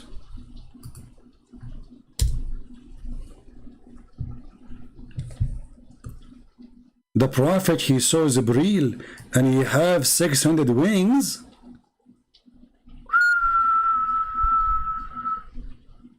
So what we will do with the verse saying the angels have 2 and the 3 and 4? Who is Jibreel then? He cannot be an angel. Because the angels, they have either 2 or 3 or 4. This guy, you have 600 wings. And by the way, don't ask me, or don't ask the Prophet how was able to count them. I think Jibreel, he told him. There's no way that Jibreel was standing for 10 hours and then the Prophet was counting his feather. And, okay. So, the Prophet, he saw the greatest sign of Allah, implied that he saw Jibreel in his original form, and he had 600 wings. So what this verse is saying, that there is angels have only 2 and 3 and 4. What is the verse? So please don't refresh my memory, otherwise we will stay forever here. Anyway guys, I think it's time to go. I want to say thank you for being here, and I really appreciate you all. Please download the video, and those who will download it, you can cut it pieces to make it about refutation of that guy, because there's many things we mentioned, just to shorten it and get this guy busted. So as you see, we showed you tons of reference. This guy is a potato, and they speak about 6 ethic when they are following the most perverted man ever in history. I want to say thank you for all. Thank you for those who download the videos, who add subtitle, and thank you for those who support us in donation. May the Lord bless you. We feel sorry for the Muslims that they are following a false prophet, and this is why your sheikhs, they deny your religion, and they are in total chaos, and always they claim victory. It was hilarious when the Muslims, they come to the chat today, and I do not know about this video yet, and they were saying like, Allahu Akbar, Shaykh Uthman destroyed 3 Christians, but the one who was talking there is one, and he got him busted. And the guy, he said to them, this is a weak hadith, very weak hadith, and it's not. And they got him busted. And he said to him that Al-Kalam is not a philosophy, and that guy is a Christian, he's not a Shaykh, and he got him busted. He said, no, it's philosophy. Everything there was a joke. And by the way, this guy is not worth my time. But because he mentioned my name, I had to give him some, you know, cake. And I'm sure he'll love it. And now he will make a video says, I challenge the Christian prince to debate me face to face. My friend, I would love to come debate you to face, but the problem, I have 6 wings. I don't know how, I mean, your God Allah, he says angels have only 2 and 3 and 4. And by the way, if I'm an angel, I have 3 wings. The 3rd wing will be where? My head, maybe? I mean, the angel have 3 wings? Where is the 3rd one will be? Maybe he will hold it in his hand. Maybe this wind is a spear, like a car, like if you have a flight. Oh, I remember there's here we go. How I'm going to leave? There's an angel, his name is Photros. This Photros, brother, he commits sin. And then Allah, he broke his wind, and he sent him to an island in Thailand. And then this angel, he heard noise in the sky, and he saw Jibreel flying. Photros, he said to Jibreel, why this noise? Is it the day of judgment? Jibreel, he said to him, no, Photros, it's not the day of judgment. Today, the Prophet have 2 children, they are born, and they are the grandsons, and we are taking thousands of angels to greet them. Photros, he said, please, Jibreel, take me with you. Take me with you, Jibreel.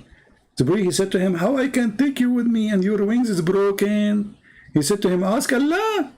And then Allah, he looked at Photros, and he saw how much he loved the children of the Prophet, and he liked to go. So Allah, he fixed his wings, and he told him to fly. And this is a true story. But if I want to talk about it, it's going to take me another day staying here, and already we are here for almost